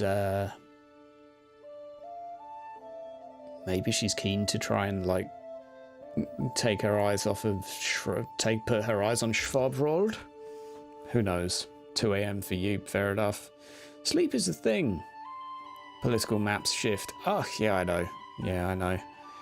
I'm not going to make a thing of it changing every week because honestly, that's just silly. Like, I know that could happen because there's so many, but no, just no. I think we'll stick with the immediate vicinity for now. You're too deep into the stream to go. Yeah, fair enough. But I like where we're headed here. We have a few tools that the town can work on. We'll probably have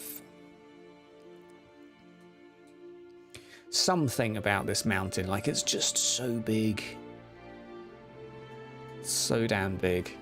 But this is basically the territory of the wood elves here. Roundabout anyway, so, you know. I will say, yeah, you guys don't know exactly where. No, you kind of do, so...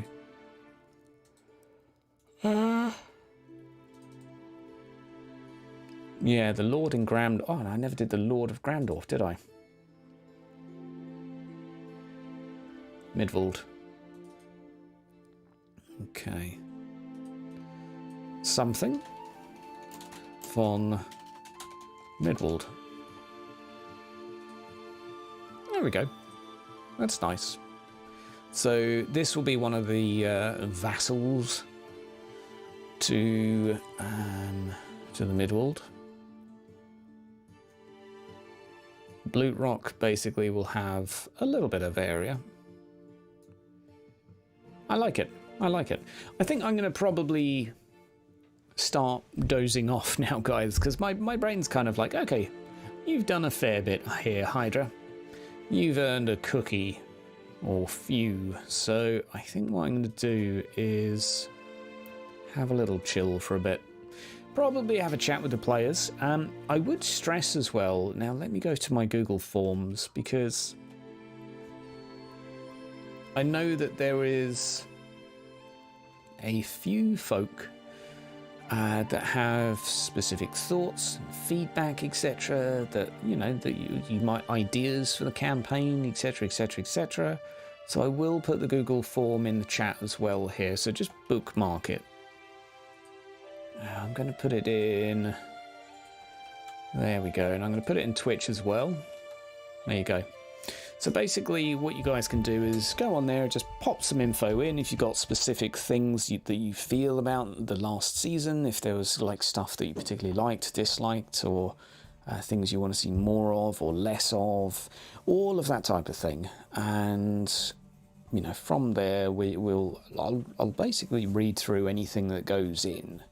All views are welcome. Obviously, there's always a matter of subjectivity to this, but it's good to have a little ponder about. And I think what will be coming from me in the next few days are probably a couple more streams like this, where we do a little bit of world building. We'll clearly do a map making video as well in Tom itself, to actually sort of make a new Tom with a little bit of land around it, and so a little bit of an upgrade. I think it'll be nice. And from there, we'll probably move into a little bit more prep. But honestly, from here, the campaign's going to kind of run itself. For a large part, anyway. I need to come up with some specific values of items, and I need to come up with a shop. So if the guys want to buy or kit out a specific workshop of any type, I know that's roughly 80 gold crowns, but if they wanted to build a reinforced palisade wall, or maybe some towers, maybe 300 gold crown? I need to think about this. Like, would it be equal to the cost of a boat? I don't know. If anyone has any resources of anything like that, hit me up, let me know. Like here's how much things cost in medieval England. Like that would be kind of useful, actually. Because we're going to need to see like the prices of stables and this, that, and the other. It'll be interesting. It'll be interesting, so we'll see. Right, guys and girls, have yourself a great day. I'm going to skedoodly off, and make sure you leave some comments on the latest video too. We definitely need more comments. You're all fantastic, and I'll see you again in the future. Whenever that will be.